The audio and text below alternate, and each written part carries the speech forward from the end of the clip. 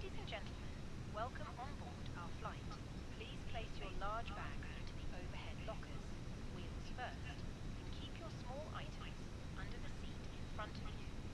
These include laptops, handbags, duty-free and loose items of clothing. If you are seated in an emergency exit row or a front row bulkhead seat, all of your items must be placed into an overhead locker. Once you have safely stowed your cabin bag, please take your seat. To help us ensure an on-time departure, we would kindly ask that you keep the aisle clear, enabling all remaining customers to board. As we are currently refueling,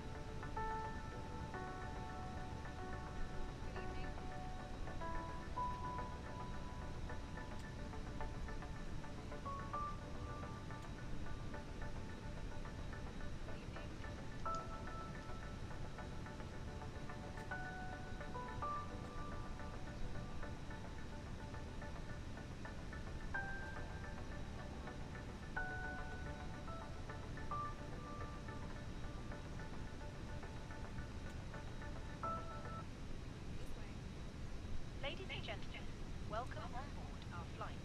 Please place your large bags into the overhead lockers, wheels first, and keep your small items under the seat in front of you. These include laptops, handbags, duty-free and loose items of clothing. If you are seated in an emergency exit row or a front row bulkhead seat, all of your items must be placed into an overhead locker. Once you have safely stowed your cabin bag, please take your seat. To help us ensure an on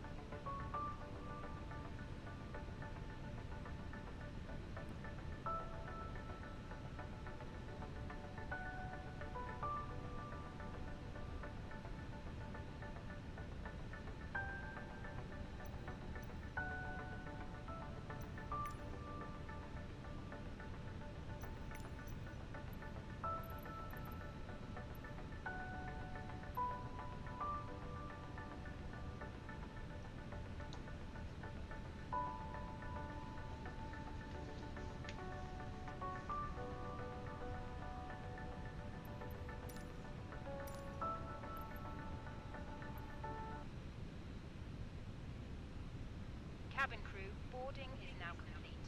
Any remaining ground crew, please leave the aircraft.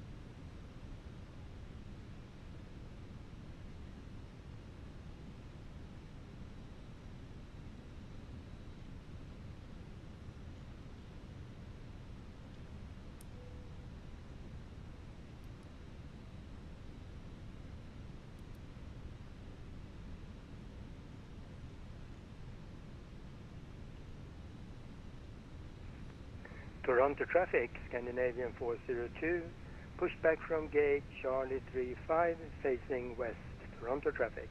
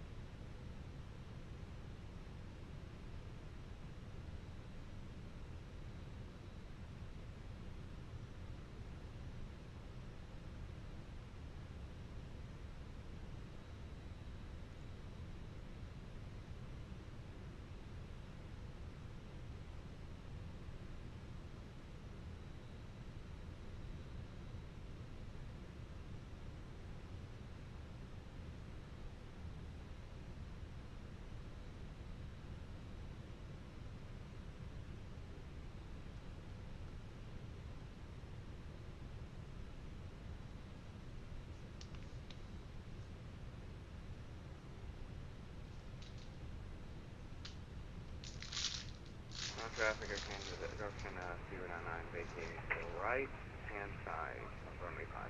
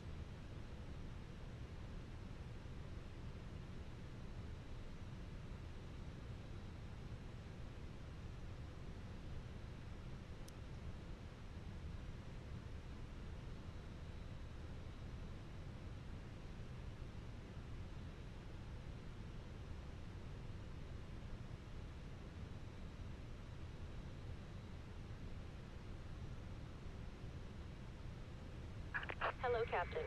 We are ready for pushback.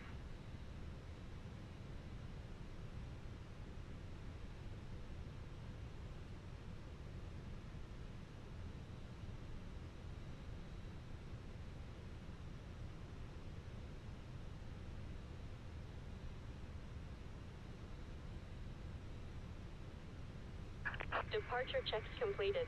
Bypass pin inserted.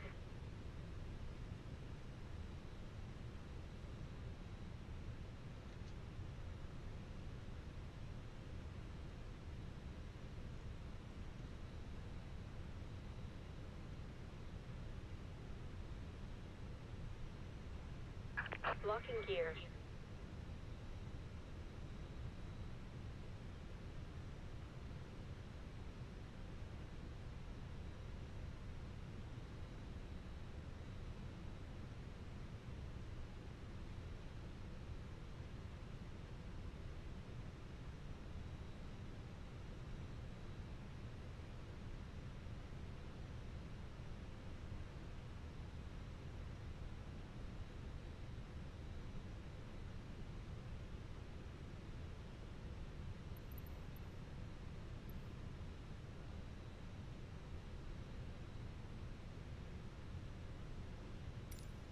Release parking brakes.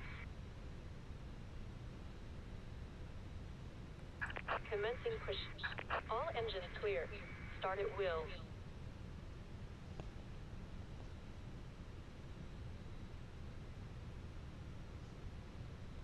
Ground up here, some traffic Cabin is circa crew at a armed on, cross-check. 795 type Airbus 321.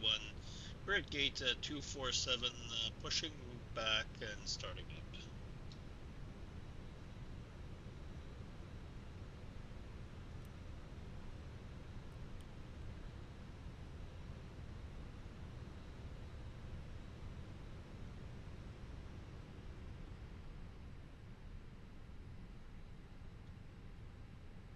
Ladies and gentlemen, please observe the cabin crew member closest to you, as we are about to demonstrate the safety features aboard our Airbus A321.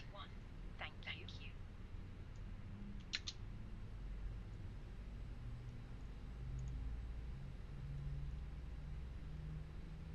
099 taxiing Alpha, section Bravo, and lane 4 to terminal B, DC-20. Including the following safety procedures. The safety card found in your seat pocket contains important information about exit routes, life jackets and the brace position, which you must adopt if you hear brace, brace. There are 8 emergency exits on this aircraft. The cabin crew are now pointing out the exits nearest to you. Please be aware that your nearest usable exit may be behind you. Emergency lighting will guide you to an exit. In an emergency, leave all baggage on board. Your seatbelt is fastened, adjusted, and released as shown. It must be fastened whenever the seatbelt signs are on. Toronto traffic, Scandinavian 403 heavy, taxiing from gate Charlie 35 to holding point runway 05 via Sierra Sierra, Alpha Kilo, Alpha Hotel, crossing runway 15 left and 15 right to holding point Hotel 6, runway 05, Toronto traffic.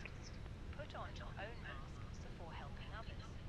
If we land on water, take a life jacket from under your seat. Remove from the pouch and put it over your head. Pass the tapes around your waist and click together. Pull the strap to adjust. Do not inflate the life jacket inside the aircraft. When outside, inflate it by pulling the toggle.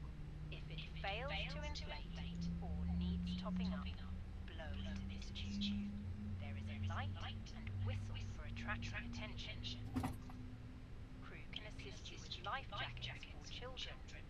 Your tray table must now be stowed, armrests down, window blinds open, and seatbelt fastened. Further information regarding your safety on board can be found in the in-flight magazine. We hope you have a Cockpit to ground. We have a good engine start. You can disconnect. Unlocking gear.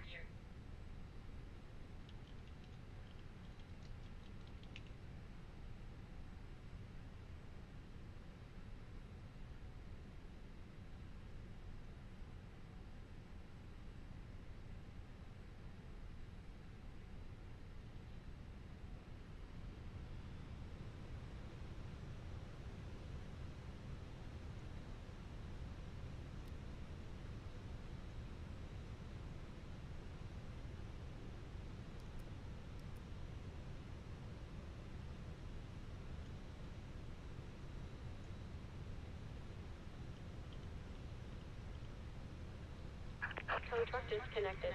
Bypass pin removed. Left is clear. Right is clear.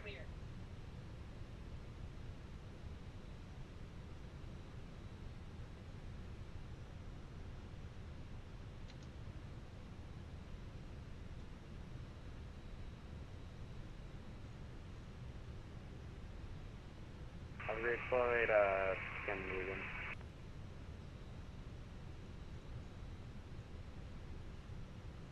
Was that a call for Scandinavian? Have a great flight, sir. 3.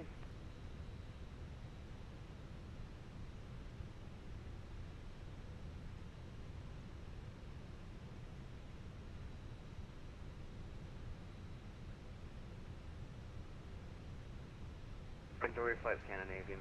Great flight.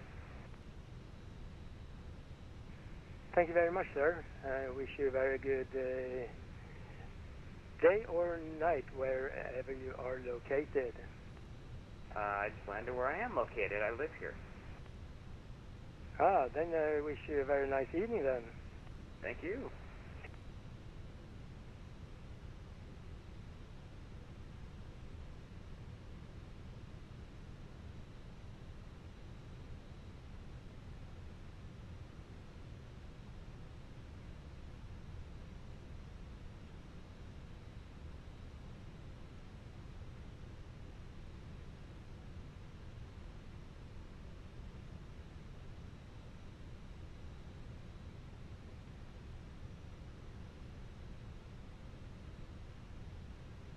Cabin crew, seats for takeoff.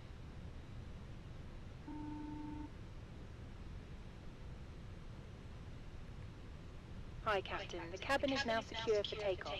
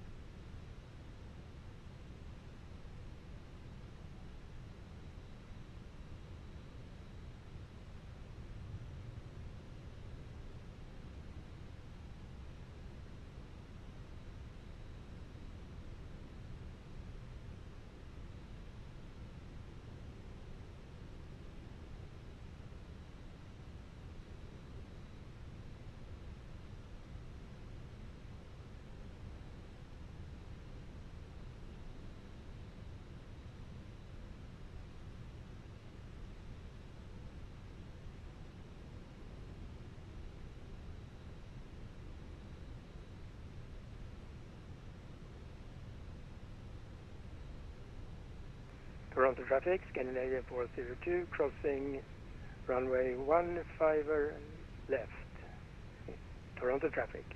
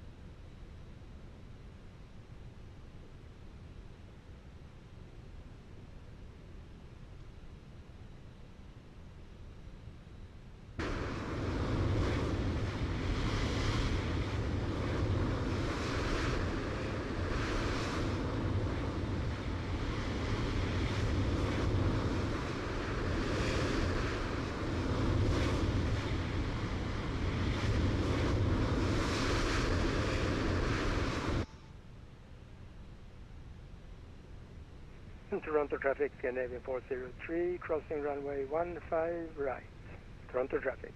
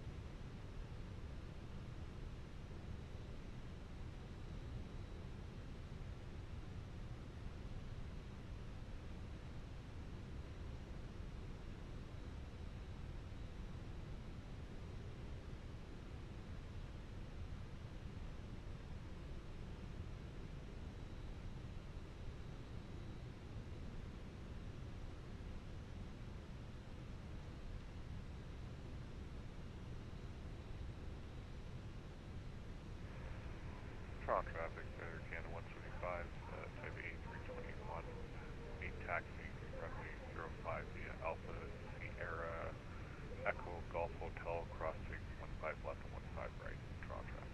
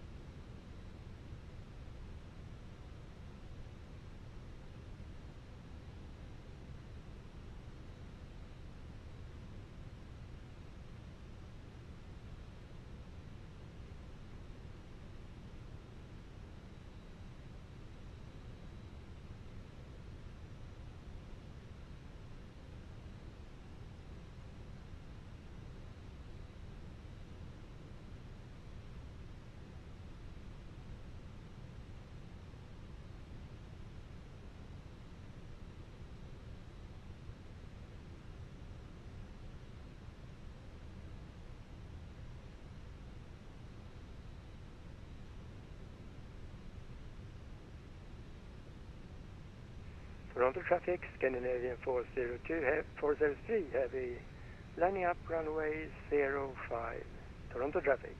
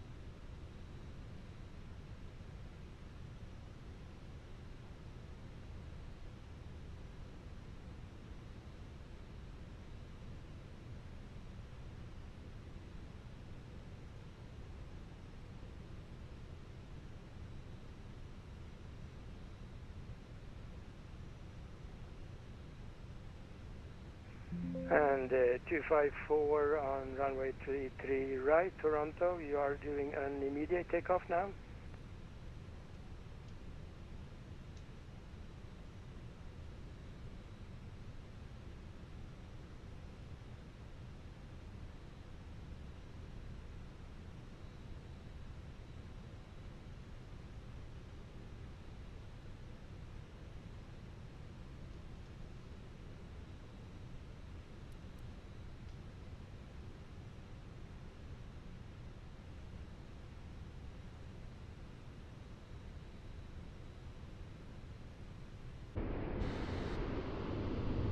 Okay.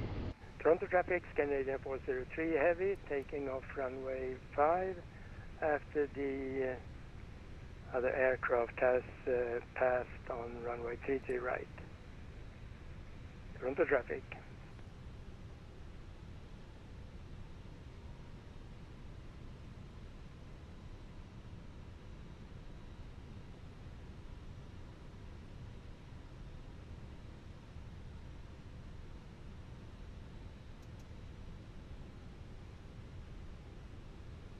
Toronto traffic is Air Canada 795 type Airbus 321. We are taxiing runway 05 for departure via lane 11 and along the edge of the apron, taxiway Alpha Mike, Alpha, Sierra, Echo, Golf, Hotel. We'll be crossing runways 33 right and 33 left.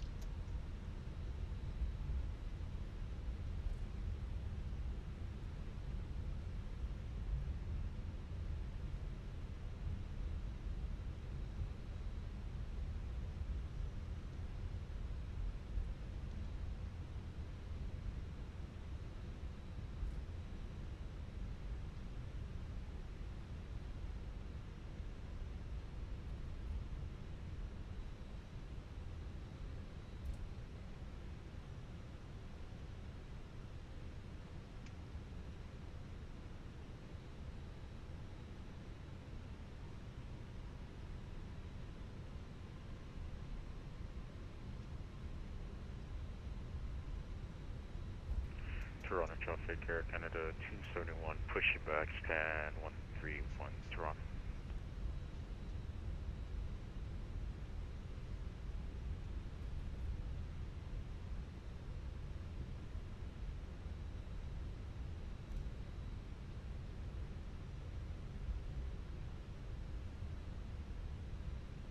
Toronto traffic, Scandinavian 403, vacated runway 05 on the Deadkey 5 departure. Last call on CTAP, Scandinavian 403, Toronto traffic.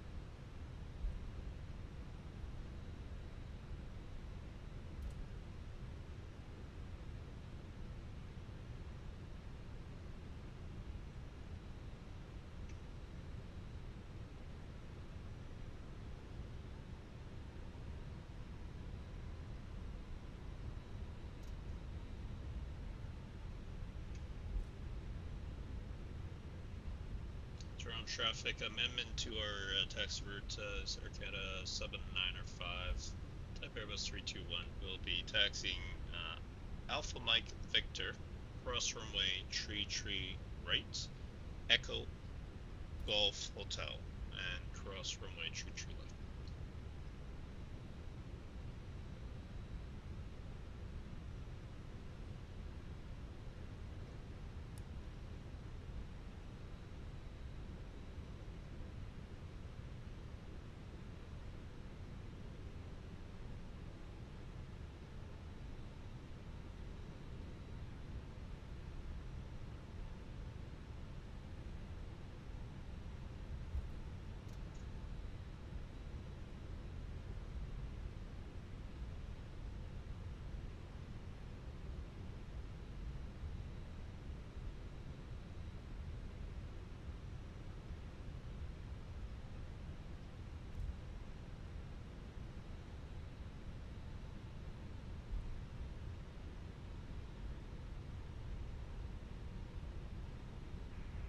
Toronto traffic, Air Canada 175, departing runway 05 on the Aca7 departure, Toronto traffic.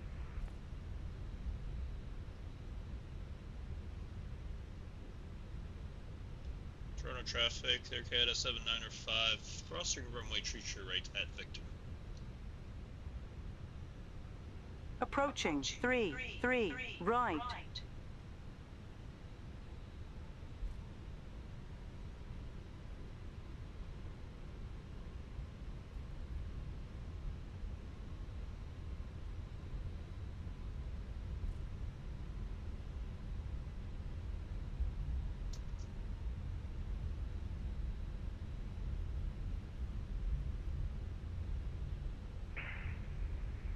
Toronto traffic, Air Canada 271, going to be taxiing runway 05 via Alpha Kilo Bravo Sierra Echo Golf Hotel, going to be crossing runway 15 left, 15 right, Toronto. Toronto traffic, Air Canada 7905, runway tree right vacated. We're continuing taxi northbound on taxiway Echo.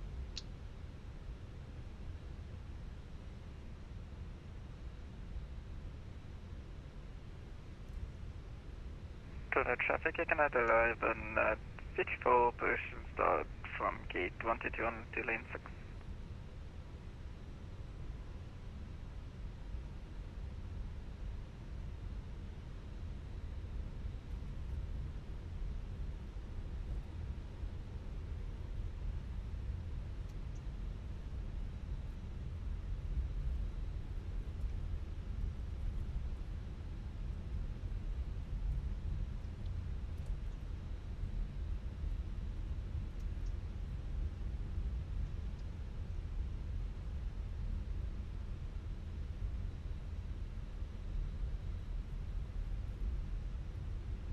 Toronto traffic, Air Canada 175 is clear, runway 05, last call, Toronto traffic.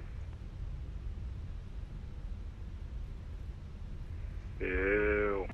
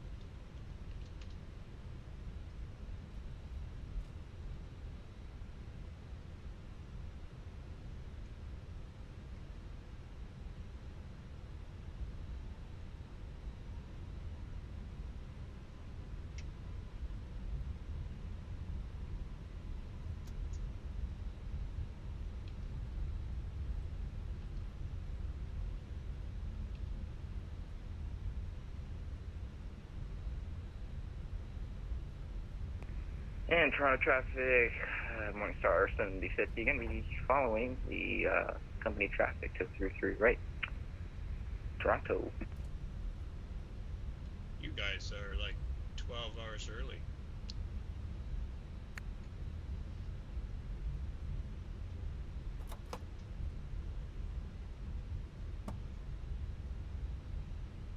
By the way, it's really nice to see Morningstar 757 operation represented here. This real world's Morningstar captain on the 57. Hell yeah, bro. Way to go. Which 57 sim are you flying? We are flying X-Plane 12 for the flight factor. Ah, gotcha. You know what?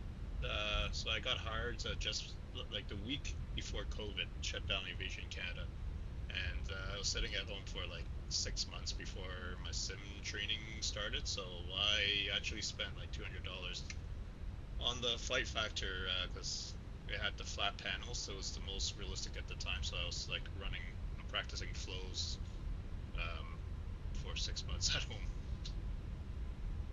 It's crazy how you can apply that to real life, bro. Yeah, that's why I still fly on the sim. Like, I don't get enough flying in the real world. Work-life balance is a little bit too good. And yeah, flying on VASIM is very beneficial.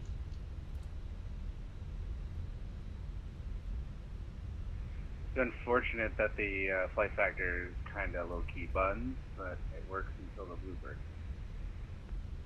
Yeah, it doesn't fly very nicely. The engine start parameters are all off, like out to lunch. Can't wait for the bluebird, but yeah, this is the best we got. Sucks that I have to release the 2020 before 2024, but hey, I shouldn't be complaining because it's probably going to be one of the most developed planes. Right on. Well, enjoy your flight to Winterpeg. Alpha Kilo Alpha Sierra Echo Golf Hotel Cross on Sable, Fox, alright. Toronto traffic, Morningstar 7079, landing up runway 5. Toronto traffic.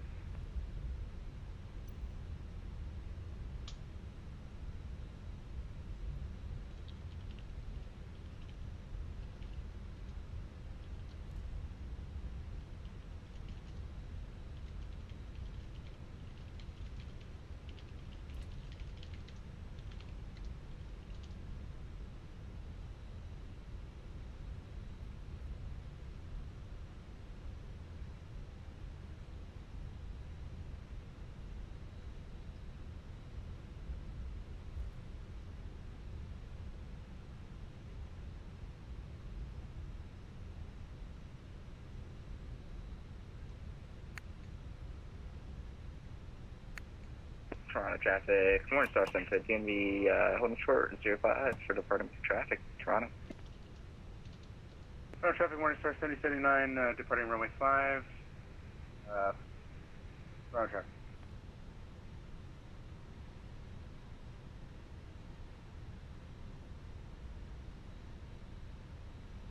I hope you actually make it to Winnipeg, because last time we tried to do that in real life, we ended up continuing on to Toronto due to thunderstorms. I'm just hoping we catch the ATC. Right up.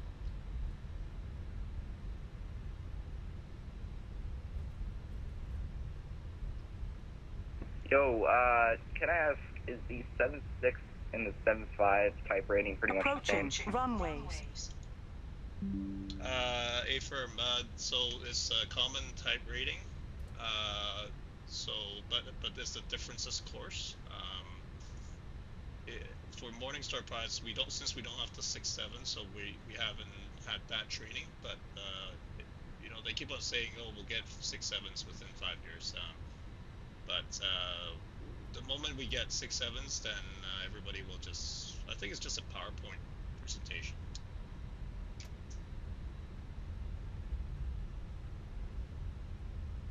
Gotcha. Well, it looks like our Morningstar friend here is having a little trouble. Uh-oh.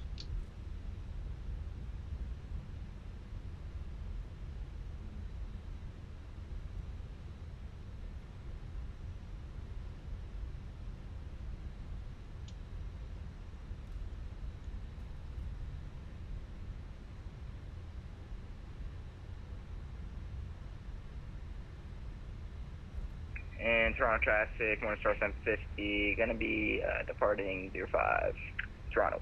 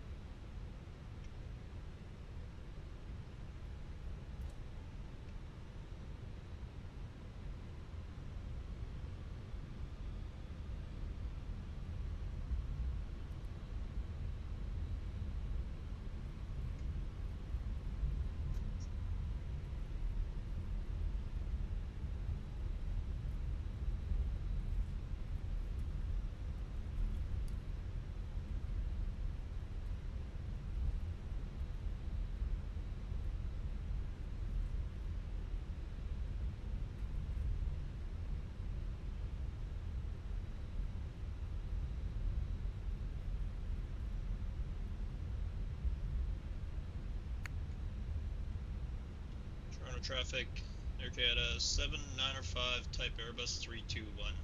We are taking off runway 05, flying the Goldpup 4 departure to the west, Lomkey transition. Approaching 0, And Toronto 5. traffic, Morningstar 750, direct head Z on the A7, last call, Toronto.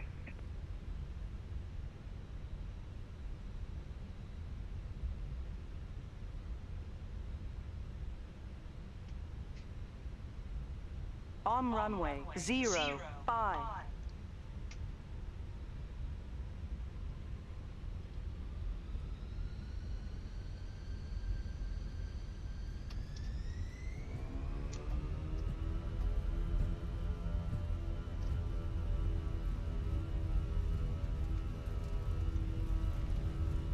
Toronto traffic, Air Canada 271, lining up runway 5 behind departure traffic, Toronto.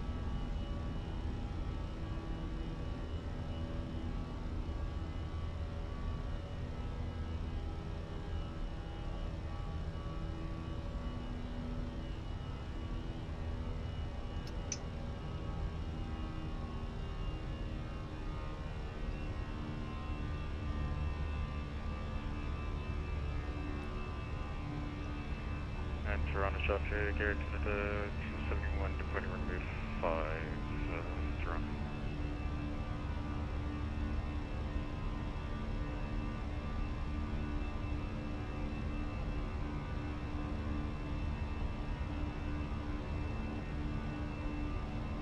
Traffic, Canada 1154, ladder bedway, runway 05, behind departing traffic.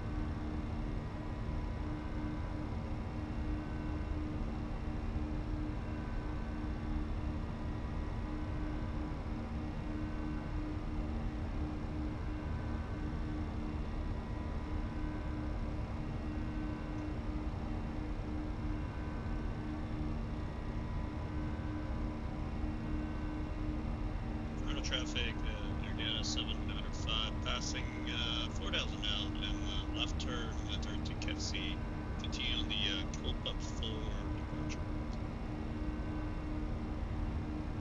Toronto traffic Air Canada 271, clear runway 5, altitude 2,000 feet, Toronto.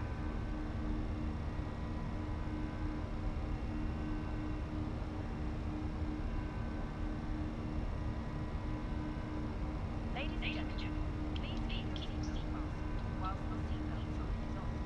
We recommend that you keep your seatbelt fastened whenever you are seated. Toilets are located at each end of the cabin. Remember that smoking is not permitted at any time. This includes e-cigarettes. In just a few moments,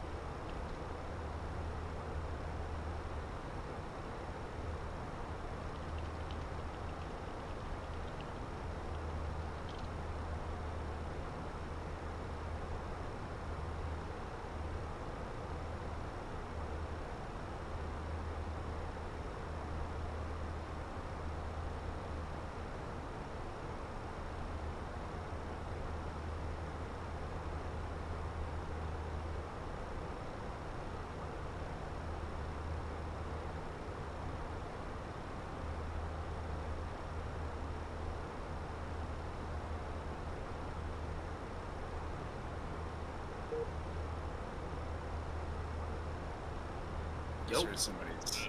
Hello? Hey. Hey, can you hear me? Yep, we can hear you.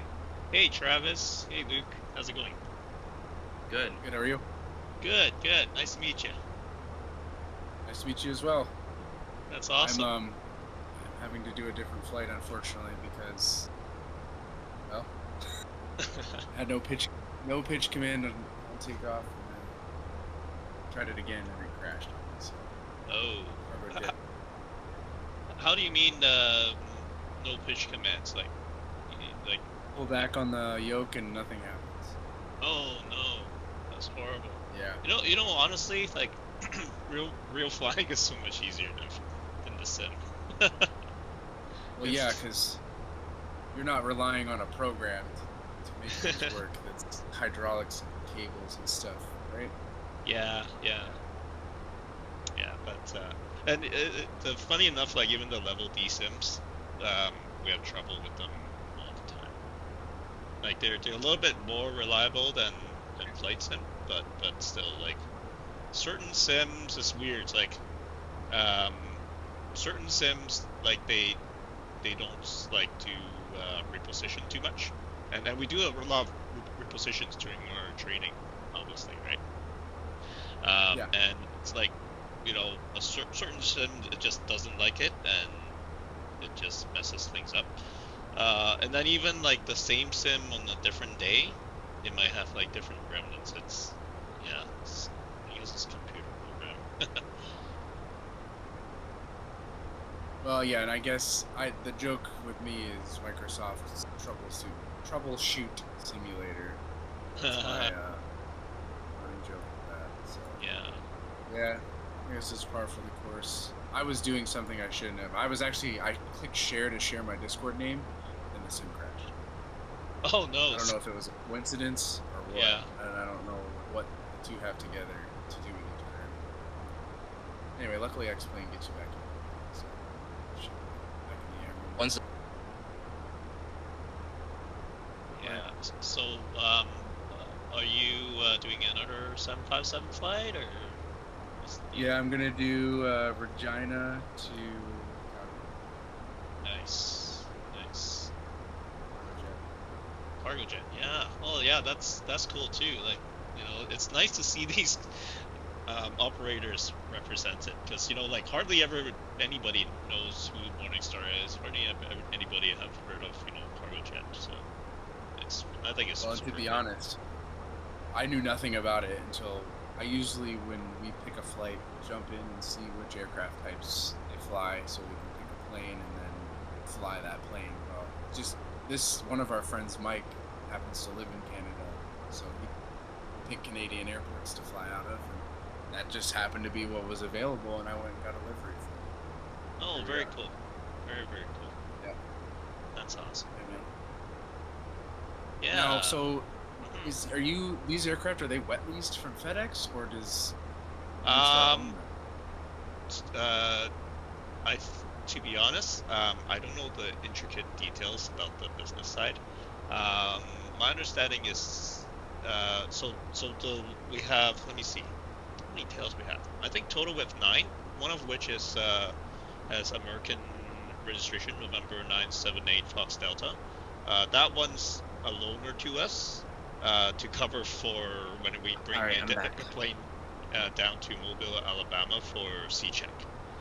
Now the rest of the fleet, like 8 of them, they're all Canadian registered. So I think they belong to Morningstar. But you know, like you look on the outside, it's a FedEx plane. It's we have our own maintenance. However, we're, you know, supported by FedEx. Like if there's a part, you know, that needs to be ordered, ordered, we order it from FedEx, and they FedEx it to us. So, that's crazy. Yeah. Literally, like the part will be here overnight, like the next day. It's like an Air Force. They really focus on dispatch reliability, much more so than, say, like a passenger airline. which is kind of scary to think about that wouldn't just be like everybody's priority. It is kind of scary, to be honest. Like, I mean, like, I used to fly for Air Canada Express, and man, What were you type rated in? CRJ and Beach 1900 D model. So let me ask: is having no auto throttle a pain? No, not at all. You get used to it. You fly, basically you fly the trend arrow. You get really good at it. So, not at all. Yeah. Trend, like the trending airspeed, basically. Yeah. So you'll see on your speed tape. Sometimes there's a trend arrow, right, pointing up or pointing down, right? That's like a 10-second speed trend. So basically, like, if the conditions remain the same, you will reach the end of that arrow, whatever speed is pointing to, within 10 seconds, in 10 seconds time, basically.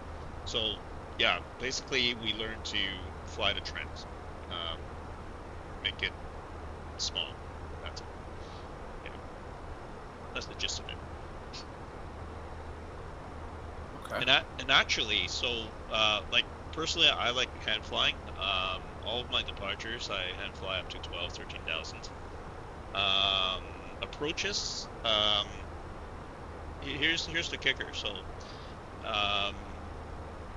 when you get started on a new plane, you're hesitant to hand fly, but in certain situations, it's actually worse. For example, when it's gusty, you actually want to disconnect earlier so that you get a better feel for the plane and for the gusts. So you know that the CRJ that flipped on its back in Toronto? Yeah. Whatever? Well, you know what's so you're gonna tell us how that happened and why that happened? Well, I don't know exactly what happened, but what I can I always advise everybody that I fly with, hey, if it's gusty, disconnect earlier. It's better. Don't wait until a lot of people, they wait until minimums and then they take over, and then it's like, whoa, what's going on with the thrust? What's going on with the plane, right? So, yeah, I definitely hand flying skills. I think it was kind of weak in that specific incident.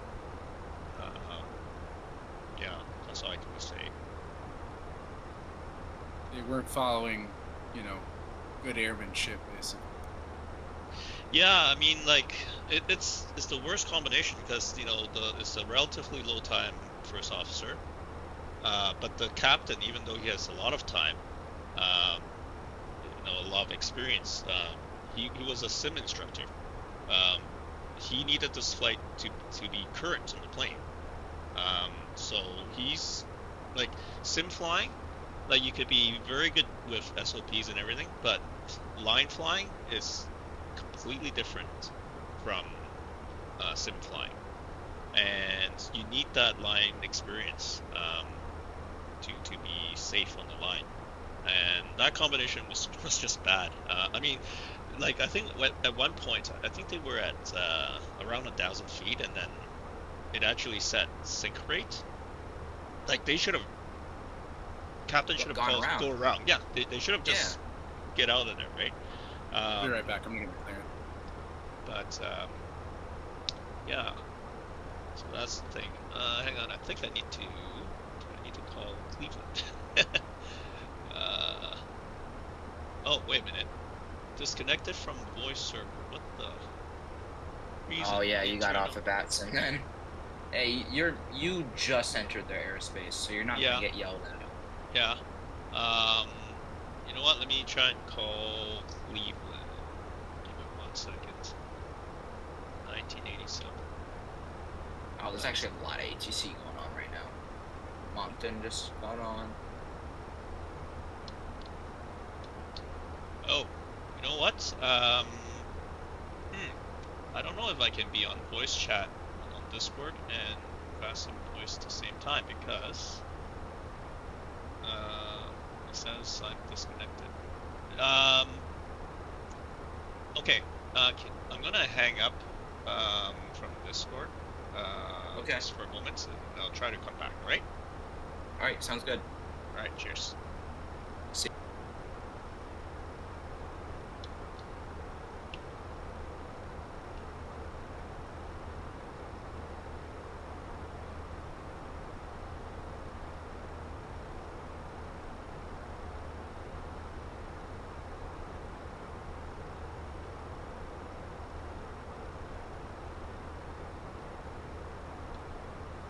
Weather, good evening. Is Aca 795, flight level 296, climbing flight level 320.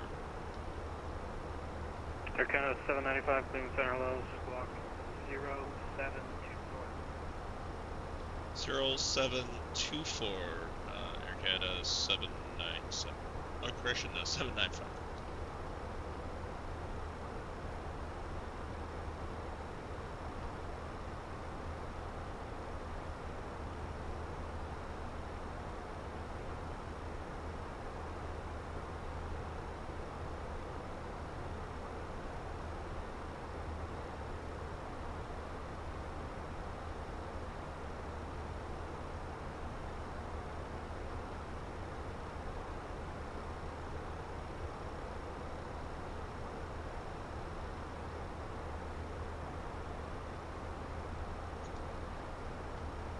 Air Canada 795, radar contact local.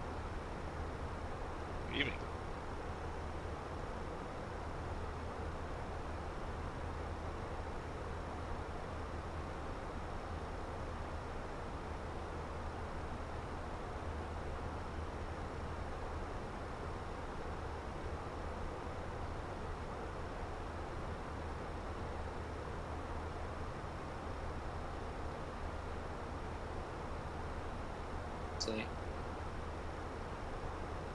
Hey, I'm back. Hey. Hopefully So, this works. Yeah. If not, we can help you troubleshoot, because Travis here, he's like the troubleshooting king. Oh, nice. Awesome. That's really cool. So, any sim problems, he's the one that takes care of it for us. So, Sweet. I'm a vehicle mechanic by day and a computer troubleshooter at night. Oh, that's so awesome. I'm well, I went to school for computer science, so I'm decent with computers, but I'm slowly learning as I go, in terms of working on my car. That's something that I want to get good at. Most recent project, back in May, I changed all 4 rotors and all 4 pads. That that took like way longer than I expected. Dude, brake jobs are fucking. I love brake jobs. They pay like 2 hours, and once you've done a couple sets, you can get them done in like 30 minutes. You know? Yeah. What I mean? Yeah. Is so good. Yeah, that was my first time. Center, good evening, Cargo Jet 590. Looking to pick up our clearance over to Winnipeg, please. So, Roger. Stand by. What the So, I have a question. Yeah. So, because I'm trying to become a airline pilot, you know, I've already started my private training. I'm kind of doing it slowly because I'm still in high school. I'm pretty young, if you couldn't really tell. I wanted to ask, was getting the 7.5 type rating like difficult, or, you know? I didn't find it difficult. Air Canada 505, contact Chicago I was a real 134.8. Like I Much started appreciated. on bad Chicago 134.87. Thank you.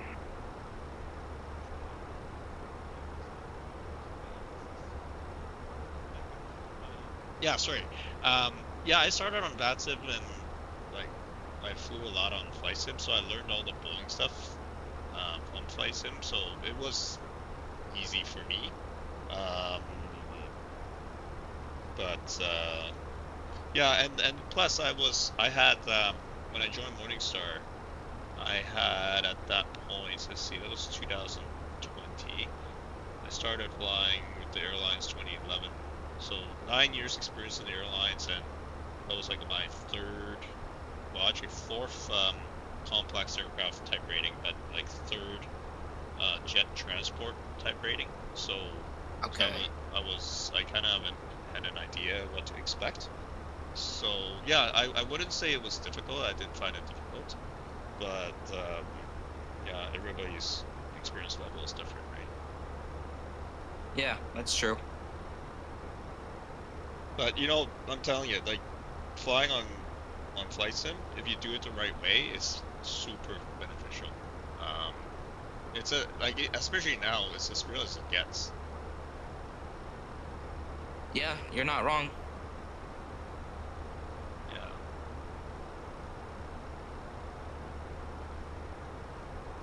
But good for you, eh? You're starting your private. That's good. You know, this is a good time to join the industry. So just keep on working at it. Trying to make a career out of it. That's good. But I do strongly advise have a backup. Yeah, no, I do. Yeah. I already am thinking ahead, because I'm probably gonna do like ATC if, you know, for some reason, you know, pilot doesn't work out. There's, you know, I have my first class medical, so I'm for right now I'm looking good. So right. So I'm obtaining a medical right now, so that's good. That's good. Yeah. I'm gonna go to college. I'm gonna go to an aviation college, 140, because I'm in a 141 right now, but it's not a big 141, if that makes sense. There's only a couple of them in the States, because I live in the States. Walker 175. Are you Canadian? Center, hello, where are you? I am. Yes, I am Canadian. Yeah. Okay. So, if you know your sim CFI, I also know him decently. So, he flies the RJ. Walker 175, runway 6 right. Oh, cool. Via Juliet. Cool. So, yeah. Lima. Information X-rays car. He's on YouTube. He's got a couple thousand subscribers. He does VAT sim. Nice. But yeah, did you get a degree? Because you said you did computer science in college, right? Yeah, so I have a degree in computer science, and then I actually caught the flying bug like halfway through university, but I still finished the degree. And then I went to flight school afterwards. Gotcha. And did you go to a 61 or a 140, or how does it work in Canada? Because it's a little different from the States. Yeah, I'm not too familiar with how it works in the U.S. Like, you know, the FAR part numbers. Yeah. But in Canada, like what I did was it was an integrated commercial pilot license program, because I didn't probably want to similar to something ATP. We have ATP in the States. Yeah. It's a fast track program. It's probably takes, Wing 637 taxi a with couple Oscar. weeks to get your private. No, hold on. Like a month to get your private. Yeah. Because it's accelerated. Like you're going through it quickly. And if you don't, we have a scheduled check ride day. You're not ready by it. Well, you just spent a shit ton of money and you fucking wasted it. Excuse my language, but it's true. Arabia, Victor Bravo, Spirit Wing 2. You know what I mean? So it's fast, but it gets you through your ratings fast. But you also have to build your hours in the States. You have to get 1,500 hours. In a 141, if you're going to a 141 and it offers a restricted ATP, then you can do 1,000. But then again, you still have to become a CFI. Right. Yeah, you know what? Becoming a CFI is, I highly recommend it. I heard it makes you a better pilot. Yeah, exactly. That's how I started. That's how I got my hours. The other good thing about being an instructor is you get a ton of pick time, and that helps when later you get to your either regional airline or maybe even your mainline airline, and you know, like you have the hours, but you don't have the big time for upgrade. Like a lot of my coworkers, that's the predicaments that they're in. They're missing like something stupid like 50 hours pick, and you know, so we do PICUS at Morningstar, but there's a limit. I think they can only do like 100 hours or something like that. So it's like half rate. It's really retarded. So it's maximum 200 hours pickus, but then it only counts as half, I think. And then So it's 100? Yeah, I think so. Yeah, that's like the maximum, right? And then you can't do any more. But then like they're guys like they're great pilots. They're ready to be captain. They have but like, they don't have the time. But they don't have the time, and you know they have to rent like a Cessna and do circuits, you know. And, yeah. so if you're an instructor, then you don't have that problem. Yeah, and then, again, exactly. you know, it's very beneficial. Like I learned a ton. Like even just doing the rating was so tough. Yeah, that instructor rating, that was really, really tough. In the state, you have to know almost everything in the Yeah. FAR aim. That's right. Everything. Yeah. So, It's a very high standard. That, and I heard private pilot is hard because you're starting from scratch. You don't know anything. Yeah. I fly a Piper Archer for my school. The school that I might go to flies Cessnas, so it's gonna be a little different. But you know, I'm trying. You know, Embry-Riddle. Yes. Yeah, so I'm trying to go there on scholarship because that school's it's expensive, bro. It is expensive as shit. I but think it's it gets worth you your it. degree. Yeah. You get your degree, and you get it builds your flight hours a little bit. You still have to get a CFI job. What I'm planning to do is if I go there, I can try to become an instructor at Embry, but you don't have to. You can go to a random 61 and get your PIC time there. I think it's better. It's a good resume builder if you got your CFI and your degree. I heard. Yeah, definitely. And are you a captain at Morningstar or a first officer? I'm a captain. You're a captain, okay. Yeah. Yeah. So, how long did it take you to upgrade? 3.5 years. Okay. Center Spearwing 637, runway 2, range number 1. Do you have to go do another training for that, I'm assuming? Yeah, I ended up doing the full course because I was with a first officer upgrade. He upgraded from he was also flying from Morningstar with the Caravan, so he upgraded to the 757. So yeah, so we did the full course together. It was like 6 weeks in Memphis. Yeah. So yeah, I play a sport. I play hockey, and I know. Nice. Oh, so, wait. Are you? Yeah. I think are you from Florida? Yeah, I am. Right. I think I saw either you or your buddies from Fort Myers. Yeah. Okay. Are you a fan of the Florida Panthers? No, the Lightning. Oh, the Lightning. I'm a Lightning Okay. fan. Okay, Yeah. gotcha. Well, you know, they're both really good teams. Like, and they both have like two of my favorite coaches in the league. John Cooper. Yes, I think John he's Cooper's a great coach. I met him in person. He's a great guy. Oh, that's awesome. His son's amazing too. Oh, that's so awesome. Yeah. Yeah. So John Cooper, and then also, I mean, even like Paul Maurice, like he's amazing. Like back to He back. coached that Canadian team so well. Yeah. That national team. Yes. So, who's your favorite team? Well, Toronto. It's very painful. Makes sense. Very, like very Austin painful. Matthews, which, by the way, is from the States. You know, I think he's a bit overrated. You do? Yes. He's a good player. He's a great scorer, but the downside for him is, number one, he's kind of fragile. He gets injured a lot. Yes. Number two, he can only score in one specific way, and that only works in a regular season. The toe drag release. But like in the playoffs, like it's still to be seen, you know. Like he just disappears in the playoffs. Like him, Marner, William Nylander, you know. Yeah. He's the only guy that's consistently performing, right? And I tend to see that Campbell has a little rough time in net too. Wait, is that the goalie? It used to be Campbell, but this year is Stolars and Wall. Yeah, Joseph Wall. Yeah, I'm honestly thinking that Tampa Bay is gonna go through a tiny rebuild because we had some older guys. Yeah. To be honest with you. Like, bro, Florida hockey has gone up so much in the past couple of years because of the Lightning and the Panthers going back to back. Yeah. For two, like, that just increased the popularity by so much. You don't understand. Yeah. That is pretty. Air Canada 795. Yeah. Contact So, Chicago hey, Center, good connection there. 4.87. Sorry, I just got a call center. Okay, Chicago 134.87. Have a great night. Air Canada 795.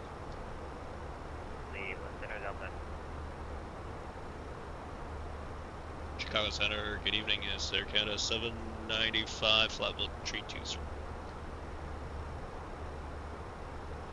Air Canada 795, Chicago Center, hello. Okay, sorry about that. Right, yeah. Yeah, Florida, this is amazing. Like, you know what? Like, that Panthers team, like, they built the team the right way. Yes, they did. Yeah. You know, they were struggling for years too, and then they just found the right squad. Cause the Tkachuk, Barkov, you got Bobrovsky, and these are all younger guys. Yeah. They're younger. But Barkov is getting a little old, but like all the rest of these guys, they're a little younger. And you know who's about to be a great team, but we don't know it yet, is the Sharks. Sure, they've been struggling, but they have such a young team that they could be doing a lot better over these next couple of years. That's true. That's true. But back to planes. Do you fly 7.5s with the standard avionics or modern avionics? Because I know there's a couple of the what? The flat panels. So the modern here. Chicago Center, good afternoon, Southwest 37. Yeah. Look at my screen because these are the ones that I'm Southwest using now. 3074, Chicago Center, hello. Climate if you can on change Discord. 230. Sure. Climate 230, Southwest 3074. Let's see. Watch. Yeah. No. So these are the old screens. We all have the flat panels. The IS. Okay. I think it's, what do they call it?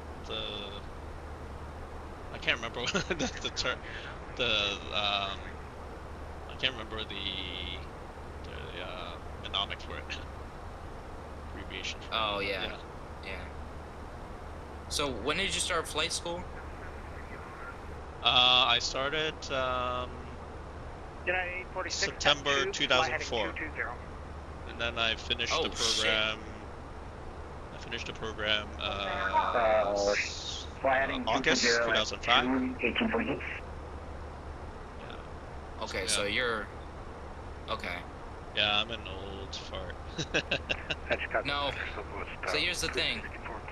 This group chat is mixed. It's mixed age. Sorry about that. So I think ground got off, so you can taxi to parking. You're welcome. As you wish. Hey, and we don't have an airline pilot in this group, so you're the first person Alright, we'll see you next time. Cool. Got some experience under his belt, so that's good to hear. Yeah, that's awesome. Yeah. We don't really find guys like you who are, you know, the top of the hill. I think the rest of the pilots are already burnt out by everybody asking Well, I hope to inspire it, because I know like everybody started from 0 hours, and I have to thank VATSIM. Like, if it wasn't for VATSIM, I wouldn't have met my friend. He was doing his commercial at the time, and then I went up for a few flights with him, and that's how I caught the flying bug. So like, yeah, it's all thanks to VATSIM that I'm here, you know, where I am today. So, oh, by the way, I just sent, I've been live streaming my flights, so this is the link to the current flight. Hey, I actually will promote your stuff. I have a way. I'm sorry? I have a way of, so, you know, I was talking to you guys about this guy named CFI. Yeah. He likes supporting people that have smaller channels. Like, United 1846, fly heading 270. All you have to do is post your live stream link and heading 270, United 1846. Ping the entire Discord and you will probably have 20 people in your stream. It just depends. Okay, that's pretty But neat. I've been thinking of doing something along the lines of content creation, but in like real life flying. Right. But all I really have, and I know people just have this, is a GoPro. I do have a GoPro, but I want like a professional camera, if that makes sense. Like, because right now I'm doing my own photography thing, but like I want to make this a career. Like, I know this guy named Pilot Pete Fly, who's a 767 FedEx pilot, who vlogs his entire first officer journey as a 76 pilot. And, wow, that's neat. You know, he's making, on top of his FO salary, he's making YouTube money, just little side money. Right. Sure, I don't think the FO salary isn't the best for FedEx. I heard. Actually, it's pretty good. Really? Put things into perspective. Dude, why do you get your speed but I don't, bro? That's so C-Giub unfair. on course, and that's a right turn, cargo jet 590. Sorry about that, guys. I forgot I wasn't muted. No worries. No, you're good. Right. So here's to put things into perspective. So that's the year. I upgraded last year, so I guess I'm year 2 captain, right? So I make 100. I think I'm like 100. 150 Canadian. Damn. Okay. Dude, that in the US is like a lot more too. Well, here's the thing. Second year FO on the 757 with FedEx in the US, they make 150 US. Yep. Okay. Air Canada 505. Lower taxes. You know, US still dollars. fucking good in the US though, bro. Well, so it's Luke, I think you have that backwards. So more CAD is actually worth. It's the U.S. dollar. I heard the U.S. dollar. CAD. Yes. Stronger than CAD, therefore, like 150 grand is probably comparable to like 80 grand. 80. Oh. Yeah, that makes sense. And we pay higher taxes. Like it's a good, it's a good, for sure is a good salary. I live comfortably, but really, you know, gosh, like 20 years ago, I remember. So 25 years ago, I graduated from university, right? 25 years ago, if you broke 100 grand Canadian, you made it. You know, you've done well in life.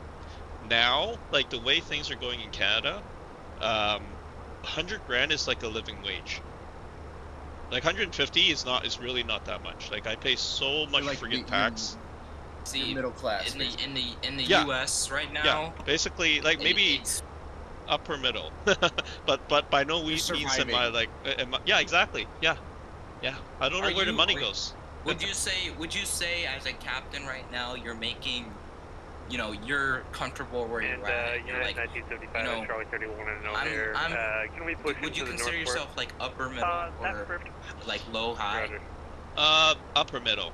I wouldn't say low high. Yeah, because. And would you say that Morningstar gets paid less than FedEx pilots do? Oh, way less. Way less. They make a lot of. They save a lot of money. Would you ever consider going to a cargo company or, you know, a mainstream airline that has better pay or no? Like at my age and the point of my career, no. It's stable. My current job is stable. You know, pays the bills. I get to, you know, live, you know, close to my parents. You know, that's an important thing. So, no. It has to be something very, very different, like drastically better, for me to make a move. Because you see, the other thing is, it's not just the pay, right?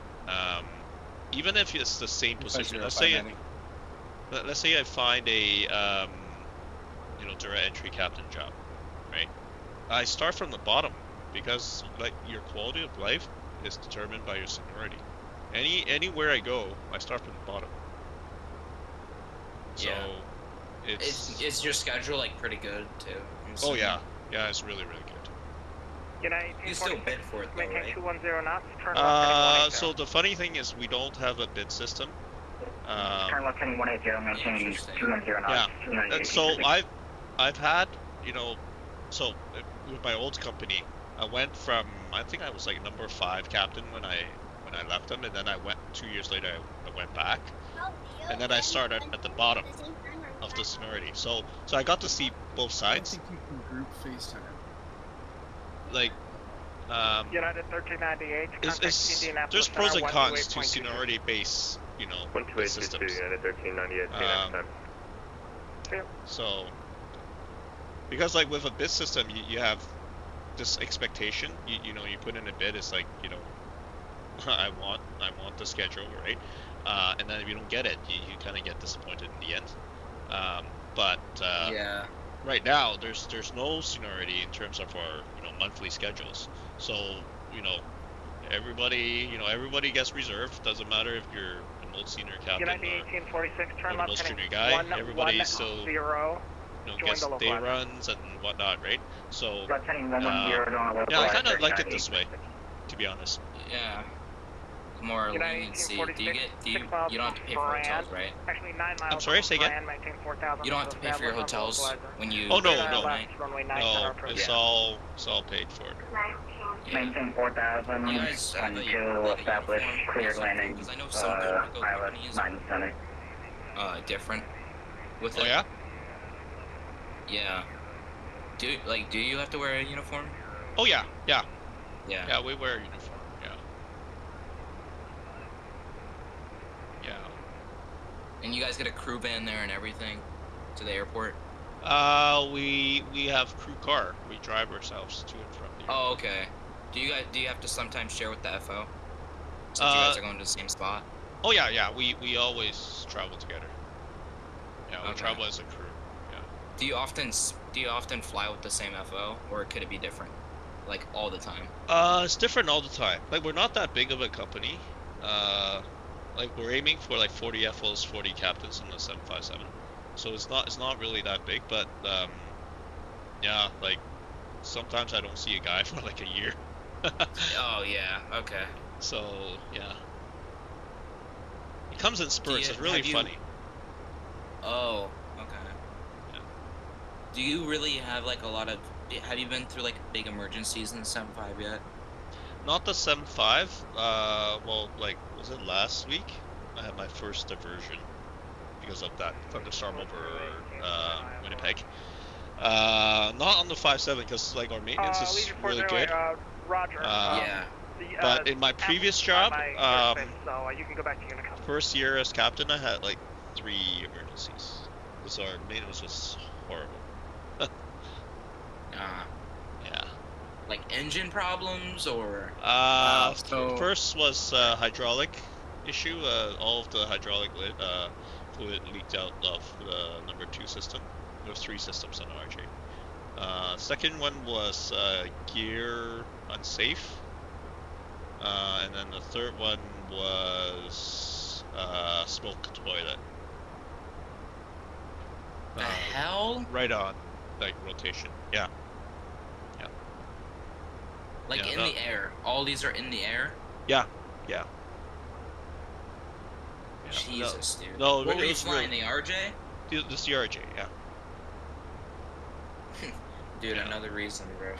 It was really bad maintenance. That's all it is. Like nothing wrong with the plane. I mean, obviously the planes are aging, but you know, we weren't maintaining it properly. That was the problem. United 1846. It's just no downtime with those planes.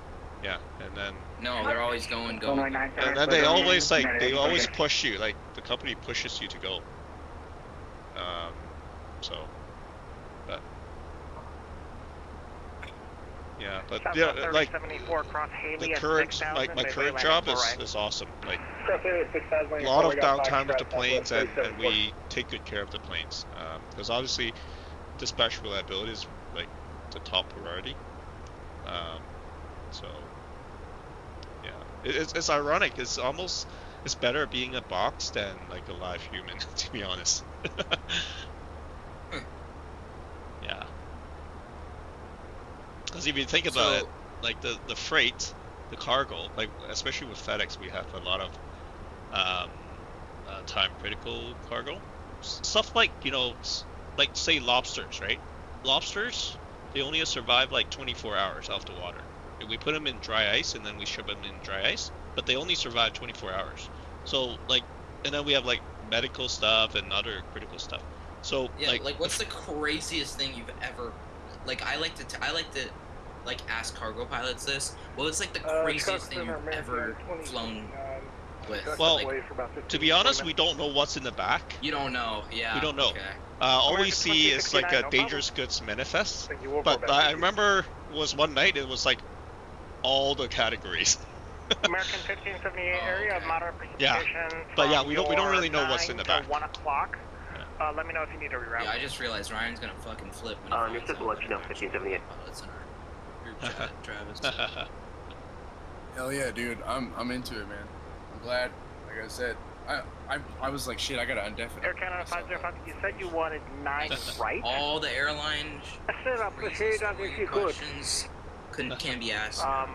Sure. Air Canada 505, expect ILS 9 right approach. I'm not gonna lie, I've been here the whole time just listening. Yo, can you miss the okay. fucking line, No, bro? no, I was always here. I was just listening. Oh. Hey, how's it going? My name's Sunny. Hey, Jelani. But you just Jelani. call me King. Yeah, I'm also in Toronto. Oh, you are in Toronto? Seriously? United 1975. No way. Ready for taxi. United 19. Whereabouts in Toronto? Roger. North runway York. 10 left. Oh yeah, Delta, I grew up in North York. Forward through I grew up through the taxi 4-4 Steeles area. Uniform. No, I'm in Markham. Delta, Delta. Oh, you're in Markham now. Yeah. Alright, 10 left to small Delta, world. November, Yeah, straight ahead to North 4 uniform. I'm sorry, say again, you got drowned out by the ATC. I live around Jane and Wilson, that area. Ah, gotcha, gotcha. 1975, we have Charlie as well. West So I'm End. like, Right, appreciate it. yeah, so I'm like literally on like the glide path of runway 24 left. Oh, that's Toronto. awesome. That's what I love about like Toronto. You get to see planes all the time. Yeah. That's awesome. So are you in aviation? Yep. I Oh, want yeah? to become a pilot. Oh, nice. I Good was- stuff. Air Canada 505, turn left heading 230. Centennial for Left at 30. aerospace manufacturing. Nice, nice. But yeah, but I heard that you did the Canadian Integrated Pilots commercial pilot lesson. That's what I wanted. United but they 1846, do welcome offer to that Chicago. course. If Right. you can make But I runway didn't 4 get left, you can make a to right onto join runway 4 because left. they Otherwise, you can canceled just that make any whole return. program for the year when I applied. Oh. Yeah, so I kind of got screwed there. So I just took my second option, which was the manufacturing course, did that. But I want to go back because they do that course in Oshawa at the Okay with you, airfield and there. get on Alpha, Uh-huh. join If I remember, Bravo so that's for what I'm Delta trying Delta. to do. Yeah, you can do whatever you Right want. on. No one has Right the now, right to yeah, but right now I'm just like working because So, obviously I need the money just get Delta, for it. Gotcha, Yeah, gotcha. yeah, I work there in real Yeah. life. No, this- Let me ask. Uh-huh. Sorry to cut you off, but United No worries. 46, welcome to Canadian Chicago flight O'Hare. school You can taxi to parking via Echo and 4 left. more Cross expensive than runway American 9 flight right. school, or is around the same from Taxi to parking via To be honest, I am not too sure.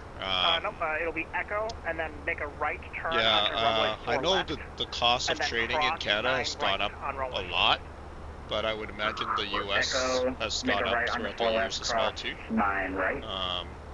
Affirmative, read back correct. Yeah, I'm not too sure actually.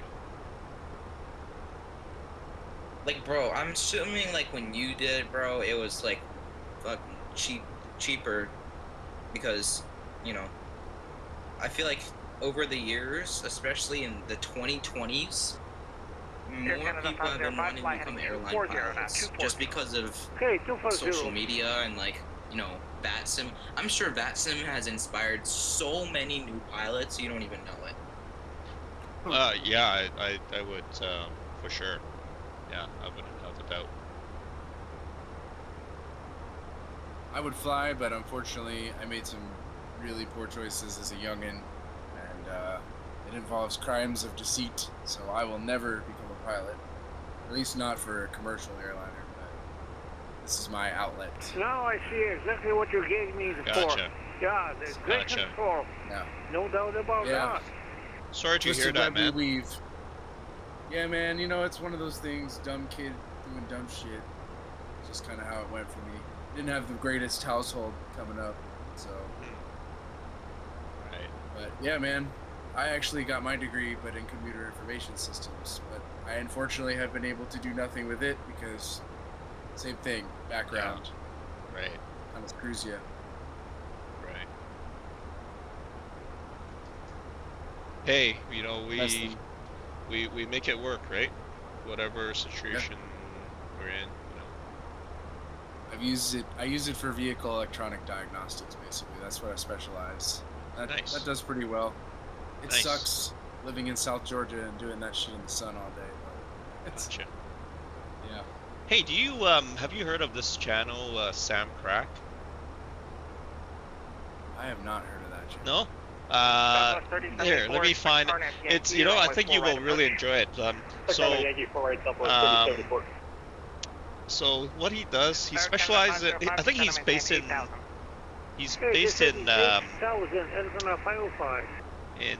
Florida. So what he does is he goes to all these salvage lots and buy these like supercars that are, you know, at a bargain, and then he fixes them, and then probably he flips it.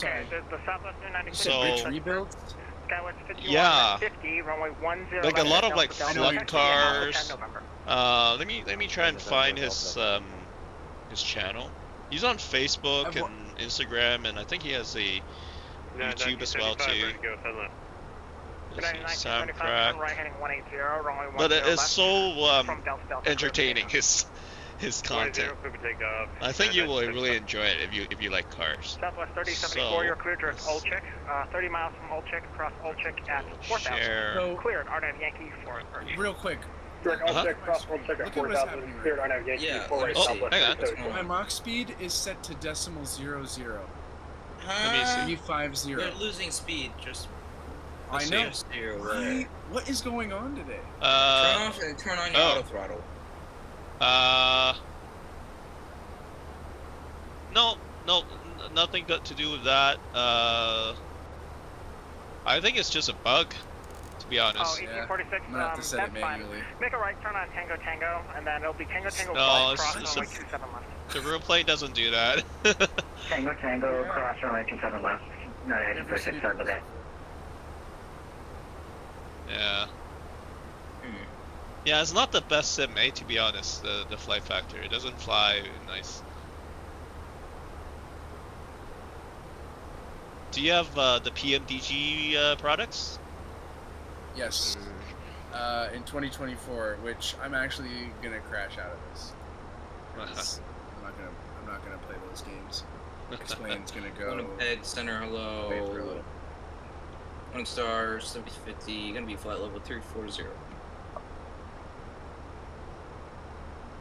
I'm just gonna do the next flight with you guys, because if I keep having to do 0653.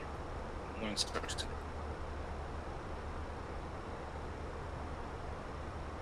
It's so cool. Like I saw 2 morning stars pop up, and I'm like, oh my god, this is so cool. And actually, last night I did a Montreal tour, and I saw a morning star caravan. So well represented. 3897 Chicago Center, radar contact, flight level 450. Caravan was one of the flights that's done out of. I was gonna try and do. United 1975 radar contact altitude. Morningstar flies the car. United 1975, climb maintain 15,000, clear direct Comiskey. I don't know. 15,000 direct Comiskey, 1975. Is that would that be VFR, or do they fly above? They fly IFR. Okay. So IFR. Yeah. But it's all like single pilot. Call for taxi. I have a question. Yeah.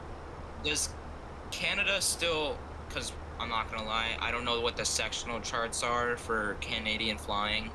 Again, I'm really used to, is there still like Bravo, Charlie, Delta airspaces? Oh yeah.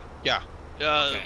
Yeah. Yeah, it's I think that's like a international thing, like ICAO thing. Oh yeah, we still have the same airspace classifications, but I think maybe Canada 505, fly heading 270. the smaller details, like flight requirements 270.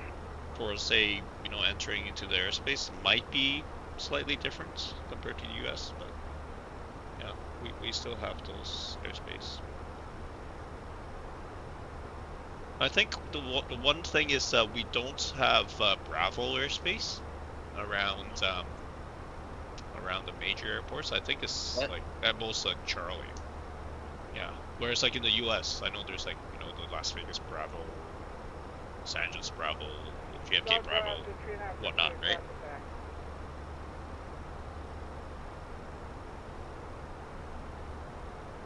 Southwest 396, runway 4 right. Taxi via Tango Yankee, cross 31 right, 31 left. Does that without warning sometimes. So what's going on? 396, you're ready for taxi? What's going on? You can't answer the phone. Tango Yankee, cross 31 center. Correction. Tango Yankee, cross 31 right, 31 left. Because of ongoing phone calls. Not ongoing. Abrupt phone calls. 31 center doesn't exist in real life anymore. They renamed it 31 right.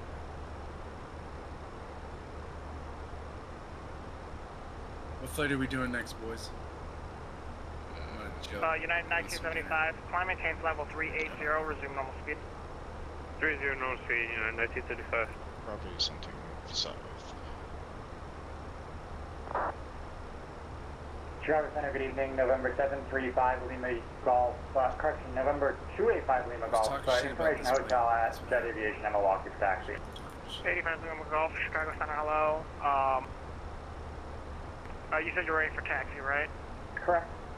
Runway 7 right, taxi via, can you take 7 right from F3? Can we get full length, please, for 5 Lima Golf?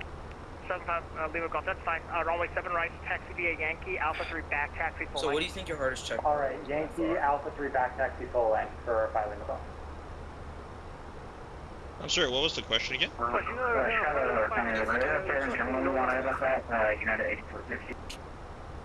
Okay, sorry, one at a time. Skywest 5150, turn right heading 180, runway 10 Holy cow, left from Delta, Chicago's clear for busy. takeoff. Clear for takeoff, 10 left, and right turn I need to check in. Morning, Star Air Canada 505 to set maintain 4000. Leave it H for 4000, Arizona 505, thank you. Southwest 3074, wind 100 at 7, runway 4 right, clear to land. Runway 4 right, Southwest 3074. And then someone else is saying something?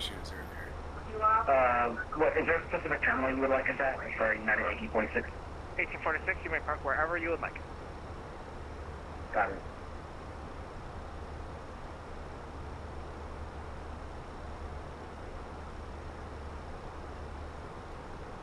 Well, hopefully this guy knows what I'm doing.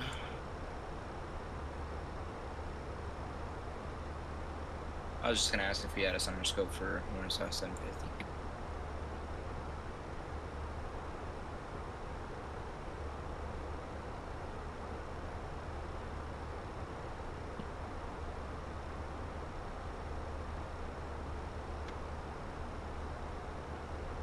Yeah, surprisingly, American 2069, Minneapolis is offline. We all started on Microsoft, but then Travis found this. Yeah, center out, Skywest 550, we're 2,504. This T-Fon X-plane, and then Skywest 5150, we Chicago both Center, got radar the contact, welcome. Clear direct bacon, climb maintain 15,000. cargo and airline. Bacon and climb 15,000. Because Delta is one of the only operators of the 75, and United. Those are only two that operate that aircraft now for mainstream airlines. Delta, right on. bro. Yeah, 2296, Yeah, okay, time's so- about to come on. Just give me like 30 seconds. Roger. What? Me too.